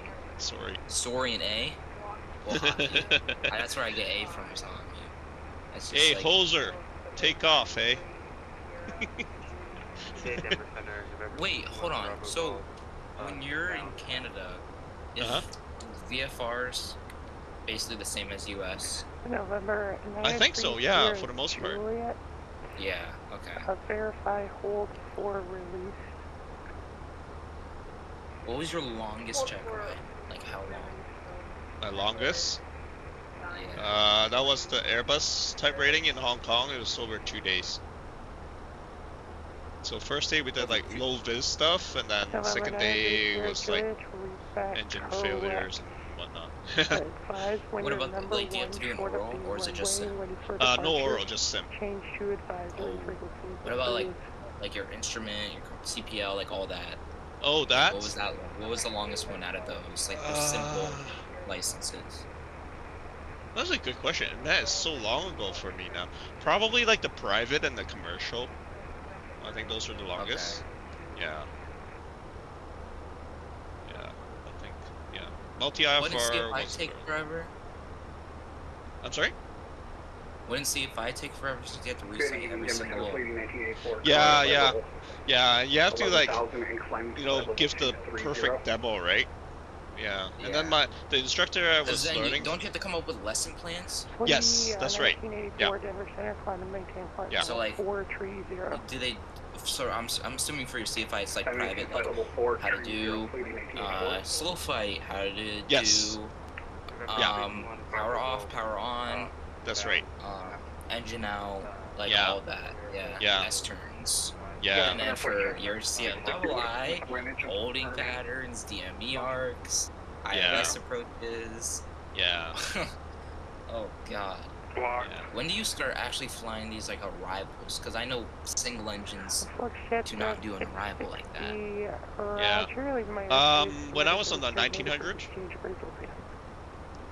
that was when we flew these SIDs and stars. November 321 Bravo Golf Denver So, like, when you got to the airlines, that's when you're like, okay, we're gonna be flying a lot of SIDs, like stars. Yeah, yeah. Yeah. I mean, you get taught it in your instrument, obviously, because it's something that you have to know. And then, is your commercial more about like how getting paid works? No, it was still a lot of time building, a lot of flying, and then also like you have to perform the same exercises but up to commercial flight test standards. So, for example, like the steep turns, right? The private pilot is just a 360 steep turn, but the commercial is 180 and then reverse 180. So it's harder. Yeah. What I have trouble with right now is trimming, bro. Trimming is and then like relieving back pressure when you're like getting out of these steep turns, because then I tend to gain altitude when I'm leveling out. Yeah. Or, you know, because I always go. It's always like a reference. You go 7 degrees and then you start rolling out to your heading that you want to choose. I think the easy way to do it is to fly it visually. Yeah, that's like pick a reference point outside. Yeah. 1251 request for Tiger. Okay, I found the flight. Just from it's gonna be El Paso to LA. El Paso. Oh, nice. El Paso. El Paso, Texas. We could do American or Southwest. American. Do Southwest. I'm gonna jump in the Max 8. Nice. Nice. El Paso to Las Vegas? No, LA. I actually think I don't think I have LA scenery still. I haven't flown 2024 in like almost a month, bro. You could do the 175. Ooh, Embraer. SkyWest. Egypt. SkyWest. Endeavor? Does Endeavor go, American. Does Endeavor fly on the West Coast? Bro, I'm scared of the RJ. I haven't flown that in so long. I think it's just SkyWest. SkyWest? Okay. Yeah, I think it's just SkyWest. And then Endeavor's on the East Coast. Like, Endeavor flies Valdosta. Travis, I think the E175 is my butter machine. I just don't slam it ever. I smash that phone. Dude, you have to, your flare has to be like perfect, or else you're gonna slam that shit, bro. You use the same technique. Listen to the rattle. Yeah. November 93 Sierra Jew. But the thing with the E175 is that motherfucking Alpha and VNAV capabilities. November 903 Sierra Juliet. Sierra beats for departure. Clearance void. It's not off in 5 Bro, T-tails are so badass. It's not like, off in 5 I feel like if you become a CRJ pilot, I feel like you'll be better at it being like a better hand flyer. Frequency is approved. Port airborne. Because it's not forgiving at all. Like, you have to be on top of the... You can't be behind the plane, or else you're gonna be fucked. I could not hear I know the procedures are a lot more complex than the E175. Because you're right off of takeoffs, depending on what type of like SID you're running. Speed mode, heading mode, or nav mode, and then VP plus 10. You scroll the speed. Now you're trying to get FMS 1 or 2 captured. Yeah. And you're dealing with your flap, and then you're going to climb thrust. Like, it's all going through at once. Yeah. That's true.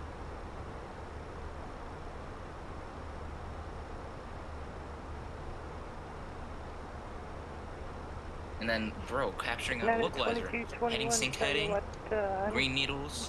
Oh yeah, green needles. Oh man, I remember. That reminds me of my RJ days. Green needles. Yeah, on both sides. Yeah, on both sides. Which RJ did you fly? CRJ 100 and 200. Oh damn, you find the small fuckers. Yeah. Yeah, the old ones. Yeah. That Barbie 200 jet was the only thing they flew out of Helena, Montana to Denver. It's a rickety bastard, man. That thing touches down and you feel it in your everywhere. You feel that fuselage come like a thwack. It's kind of like, bro, that was kind of like my RSW landing a couple days ago in this 900. You can just feel the firmness, you know what I mean? The A321 pilots did a great landing. I don't know who landed that shit, but I got to talk to those pilots, and those guys landed that shit perfect. No, I've never been in an RJ. I've never been in an E175 because RSW is actually really good at getting direct flights to the places we go, so we don't have to worry about getting connections. But I think my mom has been on a couple of connections. I've been on only one connection ever, and that's when I was visiting Chicago with my mom. This was like when I was still in Jamaica. I did Kingston to Fort Lauderdale, JetBlue, and then JetBlue from Fort Lauderdale straight to Chicago. I wonder if my mom has any tickets for my mom used to be there. Now she's in Tampa, Florida. Yep. Oh shit. See, everybody wants the piece of paradise, dog. I'm telling you. Yeah. She didn't book any trips yet, so I can't see what planes I'm about to be in. If I get on a 7.5, I'm 100% going in that cockpit. Nice. To be honest, I go in the cockpit if it's a new aircraft that I've never been on. Dude, I want to be in a Max. I've never flown in a Max. Bro, I'm telling you, the Max feels so good. I've flown the Max from Denver to Philadelphia, and then I'm pretty sure. Damn, that's a long flight. FedEx 5053, this is Air Canada 7905. We reach you loud and clear on 122.8. Dude, you want to know something so like annoying?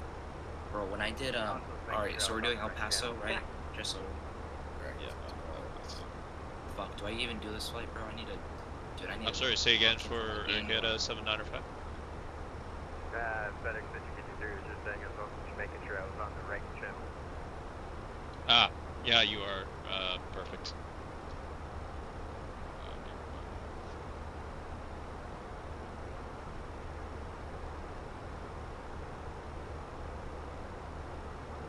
Alright, you're going on my VATSIM radar, friends. Air Canada 7905. I liquid cleaned them. Here we go.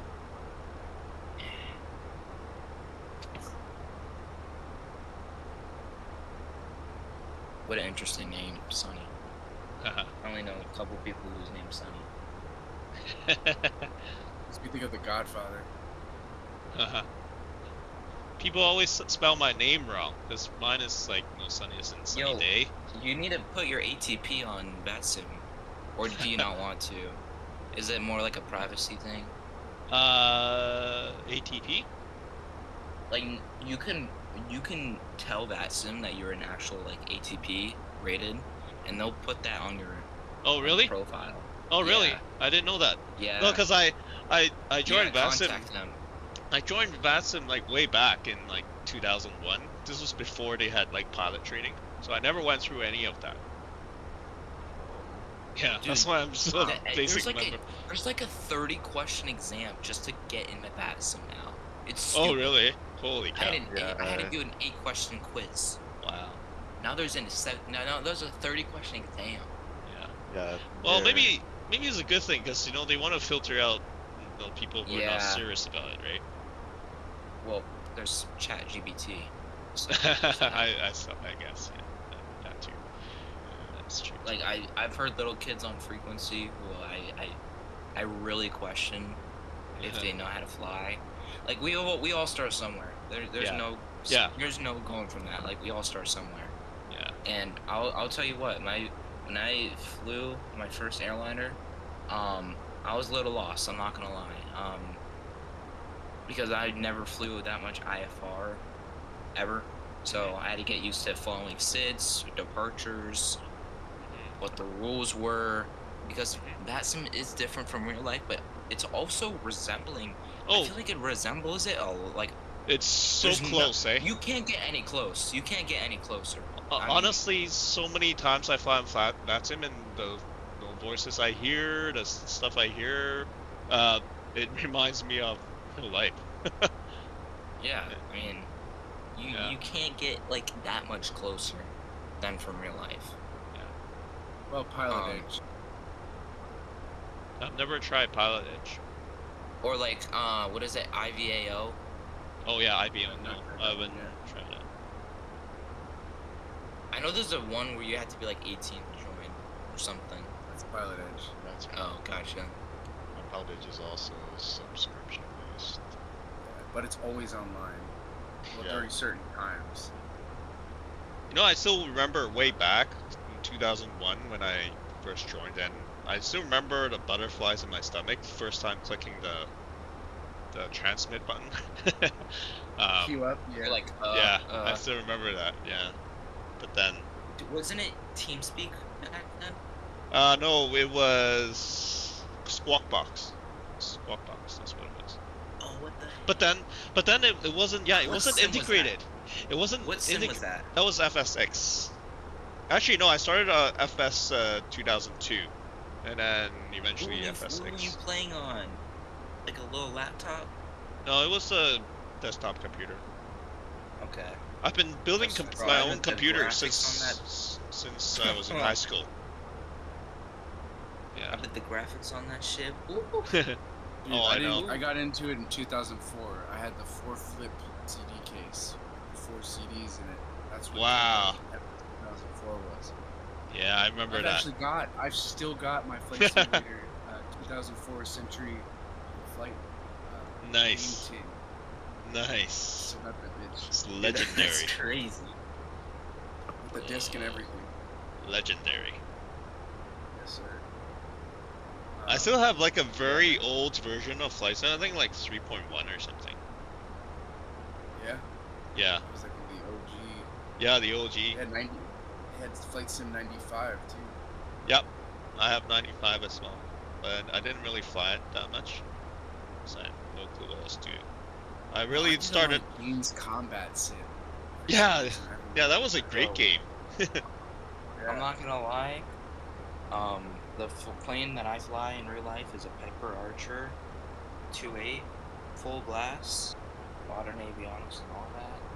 I'm sure you had to do yours on a 6-pack for your check ride.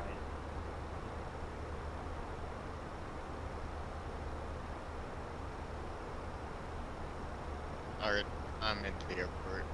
Nice. El Paso? Still trying to El Paso. choosing And I'm back in the Max 8. Nice. El Papi, El Paso. How's your MKS doing?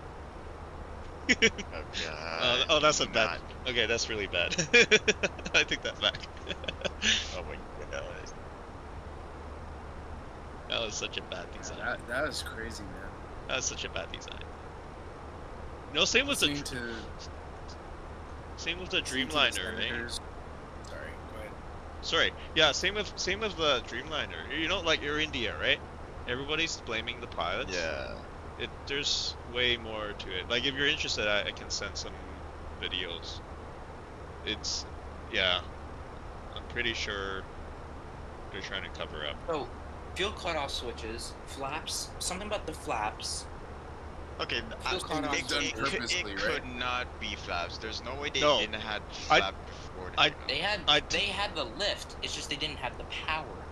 They didn't have thrust. So I tested this in Flight Sim. Not that Flight Sim is any level D sim, right? I tested it with the triple. As long as you have thrust, you can power right through it. Even if you retract flaps early, you'll just power right through it.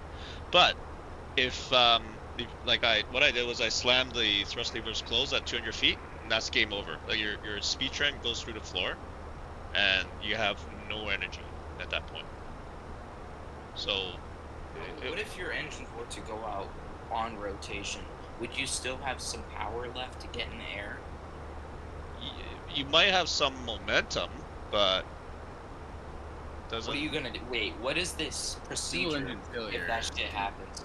You just do a full turn and try to get to the runway, or? No, you just go straight ahead. You don't try to pitch for your glide speed and. Yeah. Hope for the Father, best. Son, Holy Spirit, Amen. Yeah. Yeah, basically. I might try to. Now this really takes outside, like thinking outside the box, because we're not supposed to do any. We call them phase 1 actions. These are like memory items. We're not supposed to do any like curiosity checklists or phase 1 items below 1,000 feet. That's how we're trained. However, if I'm at 500 feet and I'm losing both engines, I would think outside the box and try to recover the engines. And one of the ways to recover is you cycle the fuel cutoff switches from, to cut off and then back to run. Because it basically resets the computers, various computers that keep their engines running. Is there the possibility for reignition with no igniter running, or you would be in continuous? Well, it's in continuous, yeah. So yeah, 5.7 is automatic. Yeah, NG you have to manually put it into continuous, but yeah, you are in continuous. So, but like, what happened to the Dreamliner? Like, you know what? I'll send the YouTube video. This guy's done a lot of research. It all boils down to these lithium batteries. They really do not belong to an airplane. Because of these lithium batteries, they need these battery control modules, and they have inside the control modules they have these battery diodes, and it's the bad diodes that cause a short. That's what caused the phase change from run to cutoff. Nobody moved the switches. It just, it's the PFM. Yeah, the PFM. Because you see, like I to this day I don't understand why, like even aviation experts, they don't talk about this. So the FDR, it doesn't record physical switch position, right? Because if the FDR measures every single physical switch, like there will be like miles and miles of wiring, right? And it's not feasible, right? So for most switches, the physical switch position can only be inferred by the signal that was received, and that signal, although unlikely, it could change if there was a change in if there was, let's say a electrical short of some sort. It could cause a change without the switch moving. So like everybody that's talking about, someone moved the switches, they're focusing on the wrong thing. And then also, here's the other thing. So let's put yourself into the shoes of the pilots, right? So allegedly it was the first officer that asked, why did you cut off? Now, he didn't even say, like, why did you cut off the fuel? He just said, why did you cut off, right? So that's up to interpretation, right? So allegedly, he asked the captain, and then the captain said, no, I did not, right? Now, picture yourself flying, right? Was this in the NTSB, No, well, so the exchange, right? The quotes, it's not even a quote. It's not that's the part that bothers me. It's not even a direct quote from the transcript. It's like allegedly someone asked, why did you cut off? And then the other guy responded, I did not. No timestamp, nothing. Like, where did this when did this happen? Nobody. It doesn't mention that in the report. Firstly, right? Now, picture yourself flying, right? So the FO allegedly he asked it, and he was the pilot flying. So picture yourself at 200 feet, right? Like I've done tons of V1 cuts, right? Engine failure, after takeoff exercises. I can guarantee you no pilot ever looks down at the fuel control switches. So it's highly unlikely that he actually saw the fuel control switches, allegedly in the cutoff position. More likely he saw something else. So if there's an electrical failure or maybe dual engine failure, firstly he'll lose his screens. Only the captain's screens will be working.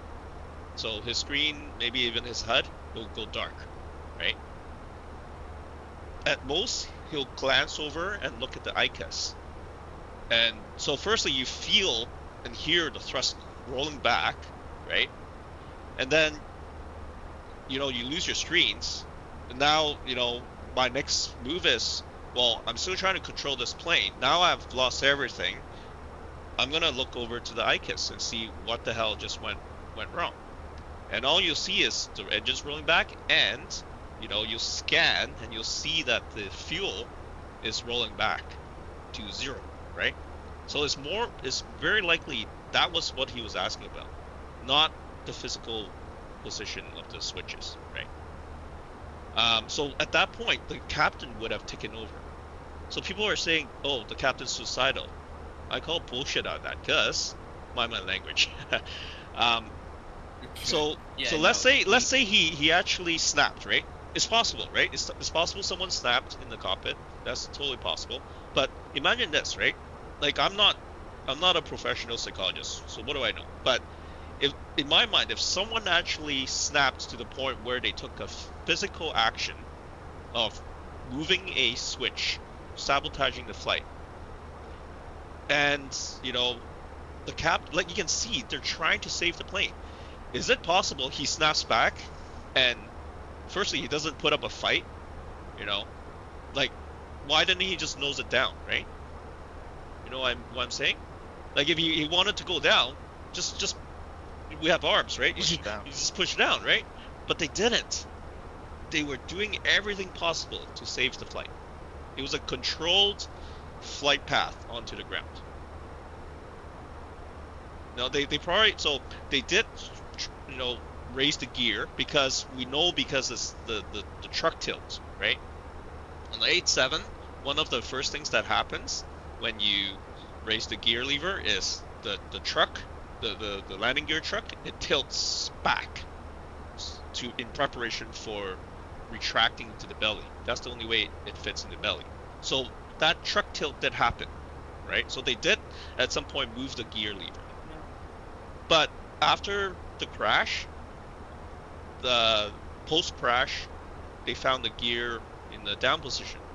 Probably what happened was, well, we're not going to make it.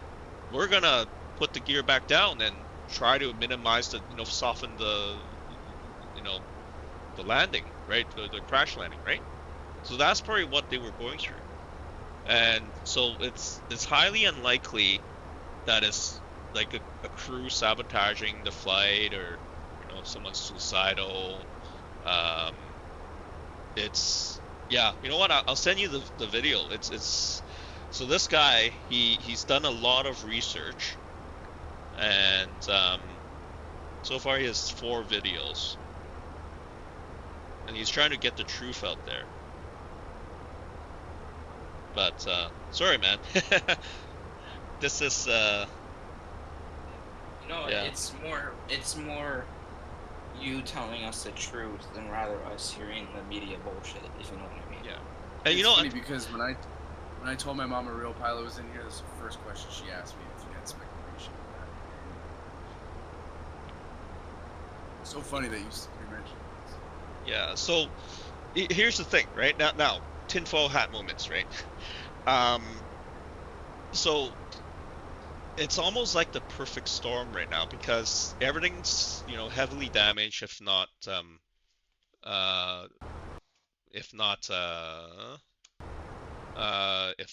what the heck? Oh okay. My my flight sim just died. No. It's just close. No. Damn, bro. That is so. Yo.